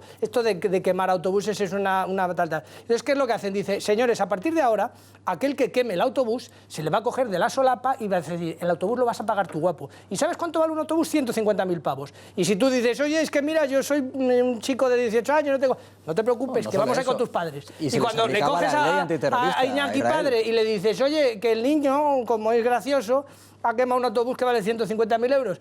Y claro, no puedo decir la frase, pero coge el padre, le arrima un buen palo al niño y le dice, oye, ¿qué has hecho? Tal, ¿no? Entonces, estas cosas son importantes y a la gente hay que hacerle mayor. Y decir, señores, si ustedes hacen una serie de cosas el día 1, a partir del día 2 habrá que hacer docencia, aproximación, política, lo que queráis, y lógicamente todos aquellos que se hayan pasado en la frenada, que digan, tú 3 años, tú pagas el autobús, tú no sé qué, y tú no sé cuánto. En aquel caso concreto, en el País Vasco y la Kale Borroka, se aplicaba la ley antiterrorista. Claro. Que hay quien dijo en ese momento, bueno, esto es una barbaridad.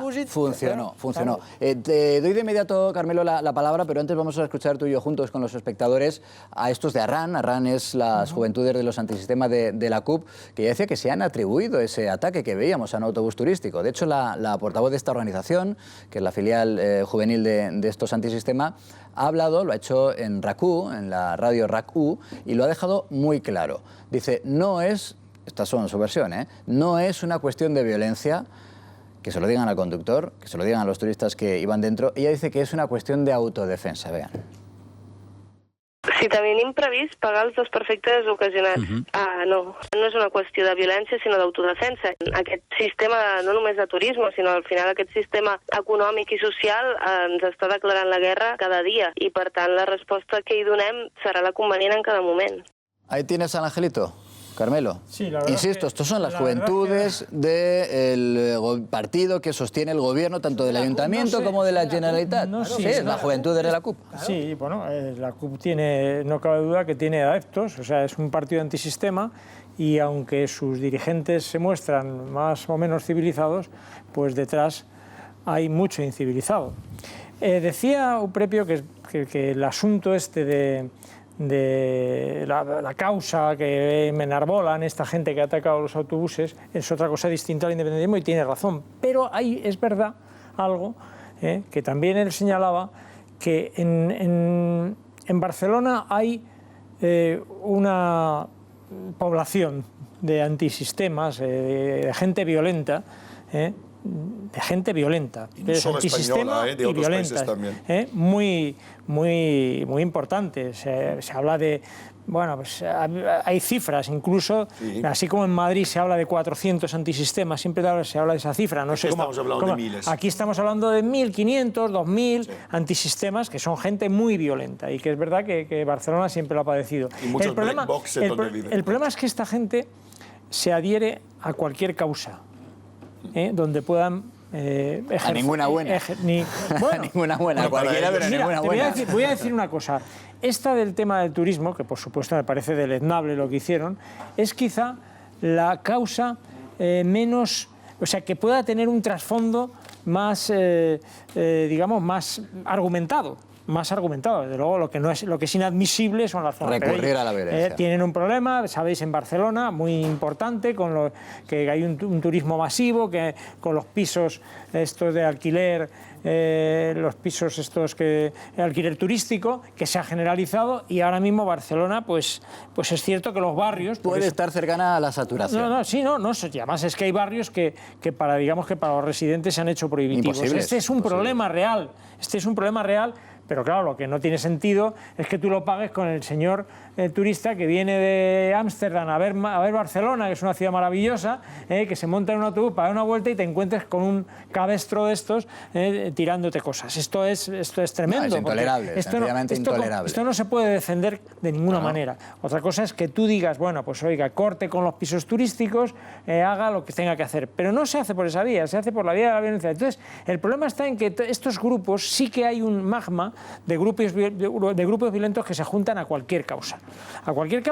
O sea, los mismos que cuando el Barça gana la Copa de no sé qué, se van a canaletas y terminan a bofetadas con todo el mundo. O sea, que son los mismos que al final montan en la historia. Si son los mismos. Estos son los mismos. Pero están muy identificados. Hay que decir, la policía... Bueno, estoy muy identificado, pero el lío te lo montan. Pero el lío te lo montan. Y en términos de imagen, Paco, esto destroza en buena medida la imagen turística de Barcelona. Y ojo que ahí sí que es un negocio importantísimo para todos. Mira, hay una cuestión... Para la alcaldesa no. que me recordaba un buen amigo, uno de los grandes historiadores españoles, ¿no? Que además fue político, y me decía, dice, mira, es muy importante que nadie vaya a la cárcel. Eso es fundamental, ¿no? Porque en todo este proceso lo que buscan es el choque del martirio.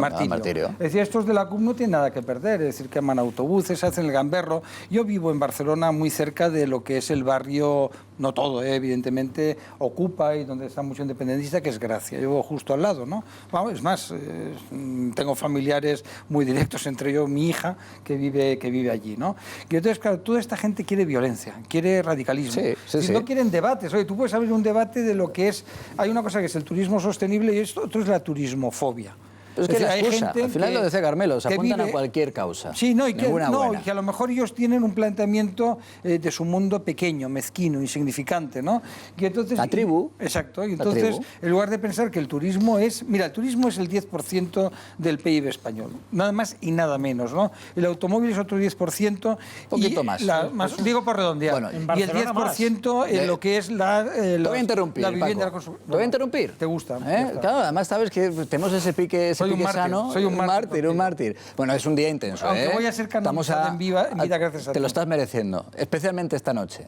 Con un calor que hace aquí tremendo. No, ha salido al fresco, ha salido a la calle al fresco. Bueno, es una jornada que nos deja todavía más historias que vamos a, por supuesto, seguir analizando en los próximos minutos en este debate de Al Día. Vamos a hablar, por ejemplo, de Juana Rivas.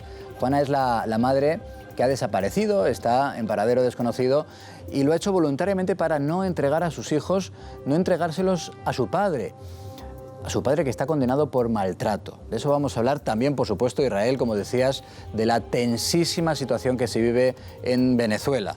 No hay nadie en el mundo entero que reconozca los resultados de esas elecciones a la constituyente que se ha inventado Maduro. Solo una persona, bueno, dos. La última, ¿sabes quién? Monedero, que él sí, se lo ha creído a pies juntillas. Por eso digo dos, Garzón, que ya se sabía, y el último, Monedero. En unos minutos hablamos de todo esto, hasta ahora.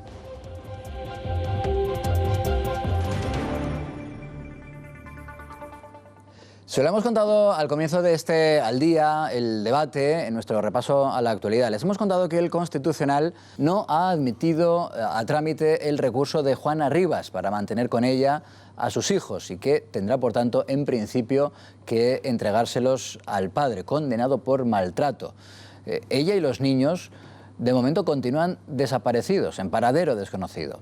Para tratar este asunto, que es complejo, nos acompaña esta noche Juan Ramón Montero, que es el abogado de esta madre, el abogado de Juana. Bienvenido, ¿eh?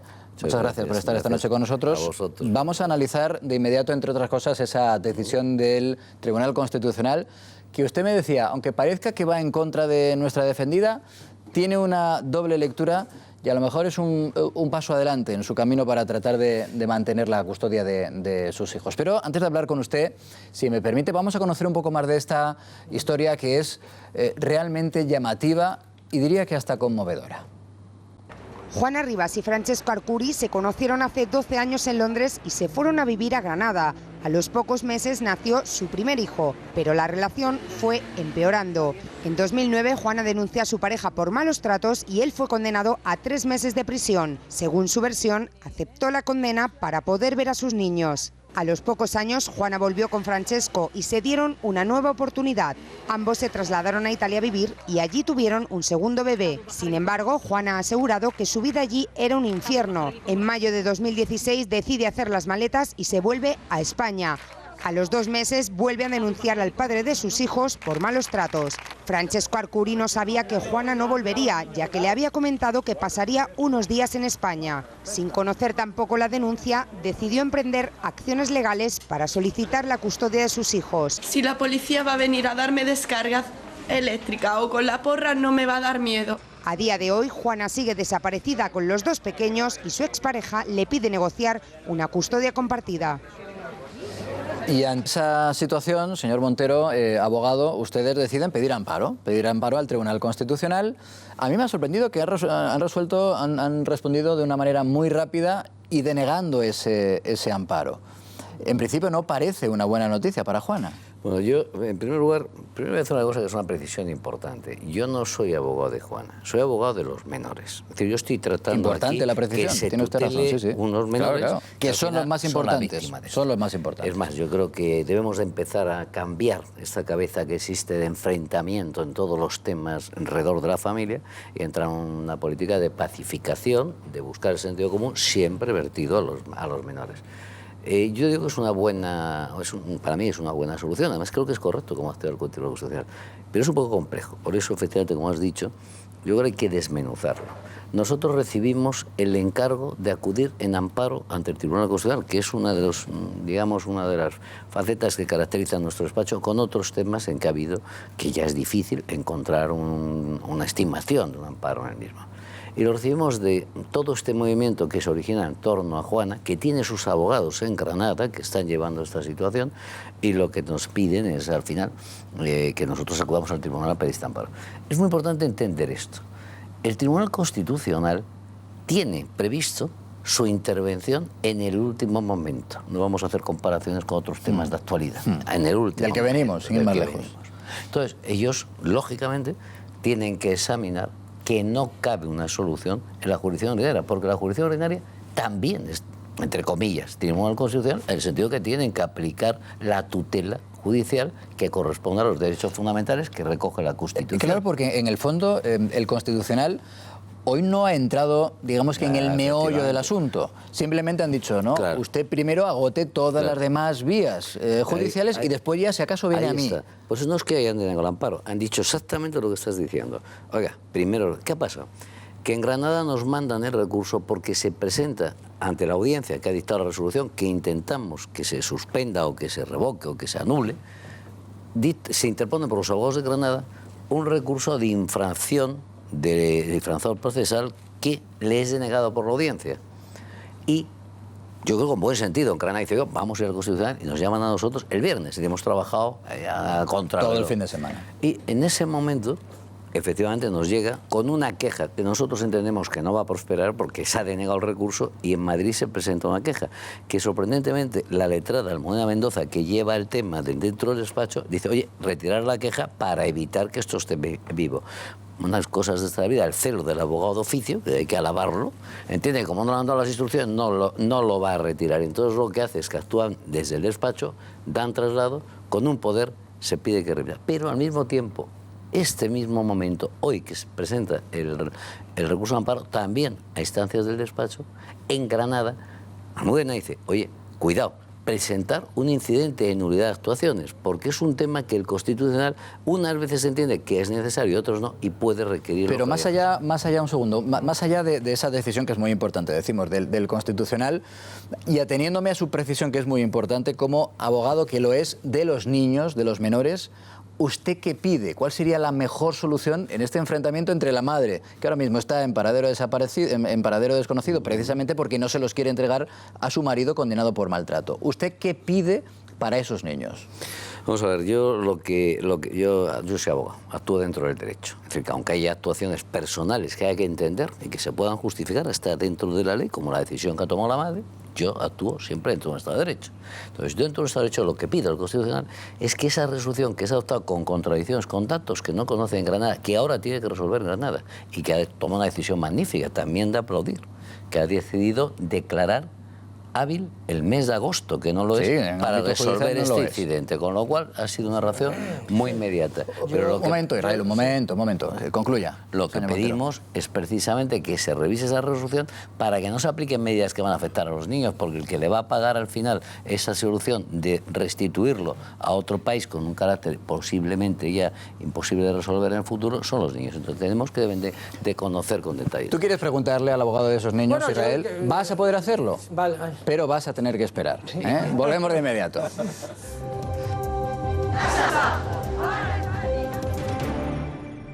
Estamos hablando de ese caso de Juana Rivas, la madre que se mantiene en paradero desconocido porque trata de evitar compartir la custodia de sus hijos con el padre, que está condenado por maltrato. Estamos hablando con el señor Montero, que es e insisto, la precisión que nos hacía hace unos minutos es muy importante, es el abogado de los menores, que son las víctimas en este caso. Precisamente. Israel, te has quedado con la palabra, te la he quitado directamente. Bueno, para eso eres el director, ¿no? Pero bueno, vamos a ver, primero varias cosas, ¿no?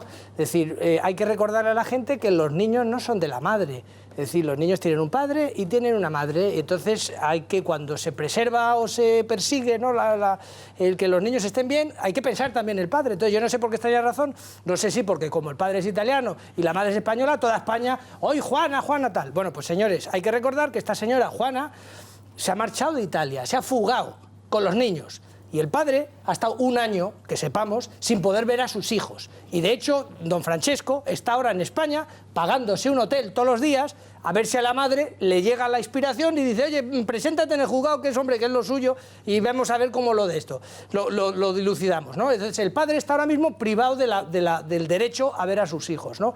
Y encima dice este señor, oye, bueno, mira, ya que nos llevamos mal, vuélvete a Italia, que es lo que tienes que hacer, que nunca te debiste ir, se te pone ahí una casa, se te busca una serie en fin, no sé si tanto como comodidades, una serie de circunstancias para que te hagan la vida infinitamente mejor de la que está padeciendo este ciudadano italiano y tal. Entonces, bueno, pues esto es lo que yo tenía en mi cuerpo que quería sacar y compartir con vosotros. Legalmente, el hecho de que esté en paradero desconocido, ¿cómo puede afectar al caso? Se ha fugado. Bueno, vamos a ver. Que se haya fugado, efectivamente, que haya desaparecido. Compatible. Israel, yo coincido contigo en un tema elemental. Que esto no es un tema, los hijos son de los dos, pero no es un tema de su padre y de su madre, es un problema de los niños. Entonces, el problema es que estamos creando una sociedad de enfrentamiento en virtud del hombre, la mujer, y es más, hasta la legislación, los acuerdos, los pactos, están siempre centrados en el enfrentamiento. Hay que volver a serenar los ánimos y a buscar una justicia que apoye. Entonces hay un tema aquí que, por ejemplo, para mí es secundario, pero sí es importante jurídicamente. En el 2009 se produjo una resolución en España en la cual la guardia y custodia se la daba a la madre, se la concedió a la madre. Entonces, claro, eso no se ha tenido en cuenta, que luego efectivamente el segundo ya fue con posterioridad y al agruparse familiarmente... Ellos vuelven, es decir, rompen inicialmente, llega esa decisión judicial y luego vuelve la podemos pareja. entender que tácitamente al regresar a Italia cedió, pero no es así, esa resolución está y parece que no se ha tenido en cuenta, por eso hay contradicción. Luego, el tema de que sean padres desconocidos, vamos a ver, yo soy un abogado, soy un hombre de derecho, creo que se debe de actuar siempre dentro de la ley. Ahora, es cierto que la ley hasta previene que hay situaciones excepcionales, hay atenuantes, eximentes y circunstancias que habrá que conocer con el debido detalle. Y eso es un tema ajeno porque es penal. Es decir, si me permite, yo creo que aquí la clave de todo es que el padre no está condenado, sino tuvo una condena por malos tratos que le llevó a la cárcel durante 3 meses. Sí. Condena que cumplió. Bien. Y después de esa condena, el matrimonio vuelve a convivir voluntariamente en Italia. En Italia. La primera pregunta que nos tendríamos que hacer es si él no hubiera sido condenado, si no tuviera el estigma de haber sido condenado por malos tratos, que hoy en día pues es un estigma importante, sin lugar a duda, no habría dudas de que quien ha actuado mal era ella. No habría dudas. No habría ninguna duda. Si no existiera la cuestión es que, claro, la justicia italiana decide de una determinada... Ellos viven en Italia y la justicia italiana determina que tienen que compartir la custodia y ella, yo creo que actúa mal. Porque escapándose, ella fugándose. Se escapa de la justicia. De Italia también. De Italia. Por eso. No solo se escapa ahora que está en paradero desconocido con unos hijos. No se escapa antes. Sino ella se escapa de Italia. Esta es la realidad. Y la justicia italiana es la que, a mí me parece, yo no sé, no soy jurista y no me atrevería a pontificar, pero es la que tiene en ese momento jurisdicción sobre ese matrimonio, porque ellos están viviendo. Claro, ahí hay que ver si se rompió esa sentencia del 2009, es del 9, ¿verdad?, que le concedía la custodia a ella en el momento en el que hay también la denuncia por malos tratos. Sí. Que esa es la consideración. El problema está en que ella vuelve a convivir en Italia voluntariamente después de cumplir esa condena. Pero eso altera la resolución judicial de 2009, ¿sí o no? Pues yo no sé, yo creo que como mínimo la compromete mucho. Hombre, vamos a ver, José Luis, si la señora Juana Arribas decide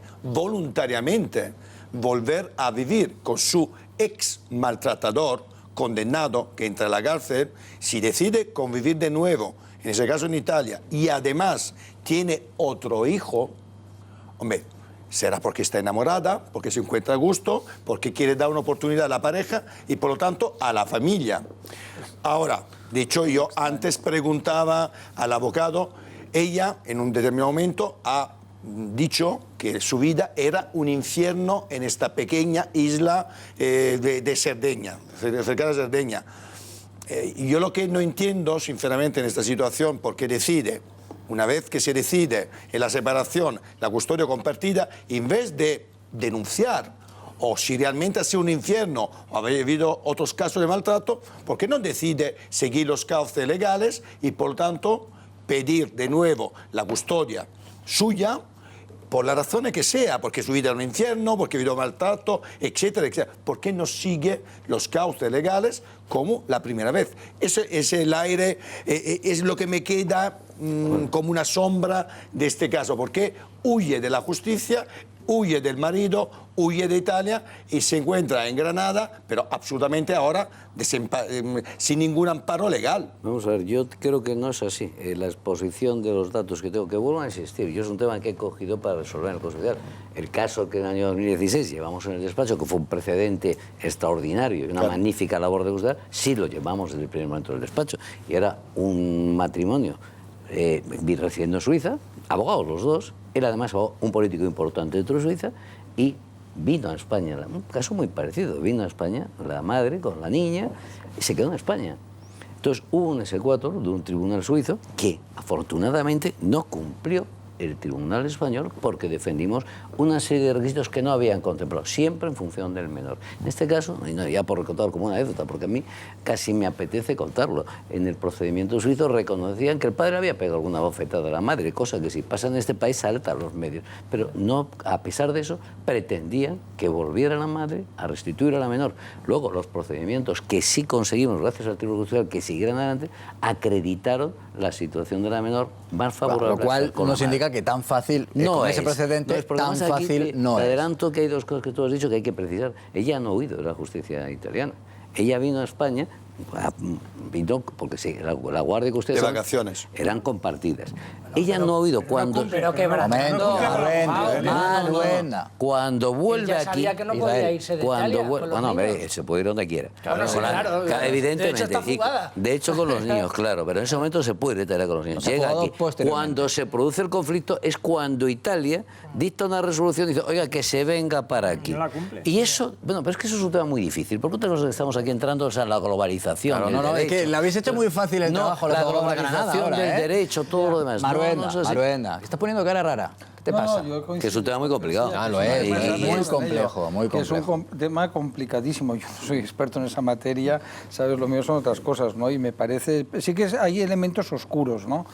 Supongo, pues uno, el que ella volviera con él después del antecedente de violencia de género es un antecedente extraño, ¿no? También es verdad que el amor, ya sé que está muy mal visto hablar del amor y veremos cómo se resuelve. Y además yo entiendo, si es verdad lo que ella cuenta, que no tengo por qué dudarlo, y que efectivamente había violencia de la que sea. Pues no siempre la violencia, no siempre es física. Hay otros tipos de violencia que no dejan marca, ¿no? Y que puede ser terrible, de vejaciones. Pues a lo mejor, que se interprete lo que digo, que yo te haga así, es menos grave que yo esté cada día humillándote, insultándote. Eso lo pueden hacer las señoras. Perdón por el golpe. Bueno, vale. Sí, no, por supuesto. Dame a mí si quieres, pero vamos, te lo doy a ti, por eso, que te lo mereces. Pero por tanto es un tema jurídicamente apasionante, siento decirlo, porque yo también soy jurista, entonces me gusta el tema, y de una complejidad enorme, y que yo creo, lo que pasa es que ya salir con cuidado, porque estas medidas de fuerza... Paco, si me permites, fíjate, estamos hablando todo el tiempo de los padres. Sí, sí. Y no de los niños que son las víctimas. Yo lo que digo es que en este caso lo que tendría que haber hecho la justicia federal es entrar con todo detalle, porque claro, hay una serie de cuestiones que ahora puede replantearse en la audiencia de Granada que no se han tenido en cuenta y que son los detalles que debe de estudiar el tribunal para decir, oiga, ¿dónde van a estar mejor estos niños? Porque la restitución, porque lo ordena un gobierno italiano, cuento el caso suizo, oye, puede ser una... Pero ¿sabe usted lo que pasa? Negativo para los eso menores. Que dice usted está muy bien sobre el papel, pero al final... ¿con dónde van a estar mejor los niños? Pues bueno, pues los niños estarán mejor con aquel cónyuge que entienda que se preocupa más por ellos, ¿no? Por ejemplo, ¿no? Eso es lo que y otras circunstancias alrededor. Pero es que también es cierto... Hombre, en circunstancias normales el niño está mejor con su padre y con su madre. Sí, sí, es que ese es el asunto. En circunstancias normales. O sea, aquí de lo que se está discutiendo es si Juana Rivas puede coger a sus hijos y privarle a su marido o a su exmarido del contacto con sus hijos. Esto es lo que se está discutiendo aquí. Y que los niños no tengan... Es evidente, no. La respuesta no puedes privarlo de forma arbitraria de privar. No, es que no lo va a decidir un juzgado. El juzgado de Granada, para empezar, que efectivamente la audiencia de Granada... Si conseguimos a Juana... Mira, en fin, echarle el lazo, digamos, ¿no? En el diario ABC, me perdonarás, ¿no? Que tenía aquí la razón puesta, pero en el diario ABC dicen, en boca de Juana Rivas, mi marido pierde el control y se vuelve una fiera, un poco justificando su actitud. Dice ABC accede al testimonio de Juana Rivas, que es la madre de Granada que se ha fugado con sus dos hijos. También en el ABC hablan de la declaración de Cristiano ante la justicia. Dije a mis asesores que todo está pagado y que siempre esté al día. Y por supuesto también hablan de ese otro asunto que hemos debatido en esta mesa de Al Día. El Constitucional bloquea el atajo parlamentario hacia la independencia catalana. En La Razón, magnífica la portada de La Razón, mi Maruenda, magnífica. La verdad que la foto es interesante, la foto por la que apostáis en la portada, se ve a Ronaldo haciendo deporte. Entiendo que después no, está entrenándose en su casa, después de haber declarado esta misma tarde. Creo que es una foto, esa que ven de la portada de La Razón, que ha publicado en sus redes sociales el propio Ronaldo. Ronaldo. Había dos fotos muy claras, que eran la del Posado de los Reyes, y al final hemos decidido dar a Ronaldo, porque bueno, oye, somos un periódico muy monárquico, pero Su Majestad pues hoy aceptará este pequeño cambio. Bueno, no sé, si apuesta... Está haciendo deporte, no es una tortura china. Está musculando y dice jamás he tenido intención de Su Majestad ya me ha evadir. anunciado que voy a ser conde en cualquier momento, así que no ya estás no haciendo tengo... méritos. Oye, y luego decís en La Razón, Maduro amenaza con quitar la inmunidad a los diputados opositores después de esa votación para la constituyente. Decíamos... Bueno, lo de constituyente es como una burla. Exacto. Decíamos, nadie en la comunidad internacional está reconociendo los resultados. Nadie, José Luis, salvo Monedero. ¿Me dejas que lea el tuit que ha escrito hace ratito Monedero? Hombre. Dice, Venezuela dividida, él la ve dividida. 8 millones, dando por bueno el resultado del que habla el régimen, dice 8 millones apoyan a Maduro, la prensa miente y manipula, la violencia de la oposición, se habla ya de 120 muertos en los últimos días en Venezuela. La violencia, dice Maduro, de la oposición para crear otro Chile del 73. Alberto Garzón... En la misma línea que Alberto Garzón, efectivamente. Ahí la única solución sería que Estados Unidos, mira, en eso voy a ser pro Trump, acabe con el tema de Cuba, ¿no? Cuba es el elemento desestabilizador fundamental de la zona. Venezuela es la consecuencia de ello y de todo el plan que tuvo en su momento Putin, China, Irán, etcétera, desestabilización de las democracias que dio lugar al éxito de Chávez en Venezuela, Bolivia. No sigas España, para que no veamos la portada del Mundo, ¿eh, no, puedes seguir, no, encantado, hombre, por favor. Dice El Mundo, Ronaldo desafiante, si no me llamara Cristiano no estaría aquí, que es la frase con la que hemos empezado. Hola Cristina, el debate de esta noche en Al Día, y por ahí hemos empezado además de hecho preguntándoles a nuestros espectadores si confiaban, si creían esta versión de Ronaldo. ¿Cuál ha sido el resultado? Efectivamente, pues el resultado final de nuestro barómetro de hoy ha sido un 55,6% de ustedes, de nuestra audiencia, que han estado llamando durante toda la noche, asegura que sí que confía en Cristiano Ronaldo. Muchas gracias por sus llamadas. Oye, pues ha estado igualado al final, pero mira, si esa fuera la decisión de la juez, hoy tendría algo que celebrar Ronaldo. Como no es la decisión de la juez, va a tener que seguir haciendo deporte. Gracias, Israel. Dile a Ronaldo un que placer. se compre otro body. Maruenda sin rencores, Sin rencores, a pesar de que me hayas pegado. Te estoy dando la mano, ¿no? A pesar de que me has agredido. Por supuesto. Euprepio, gracias como siempre. Un placer también, señor Encinas. Igualmente. A pesar de que haya empezado usted cayendo muy bajo. Una treta tuya para intentar rebajar. Sin lugar a dudas. No lo hemos conseguido. Y abogado, un auténtico placer conocerle. Igualmente. Y sobre todo que la decisión final de lo que ocurra con ese caso, el caso de Juana Rivas, sea lo mejor para los menores. 12:30. Mañana les esperamos, misma hora, mismo sitio. Descansen, buenas noches.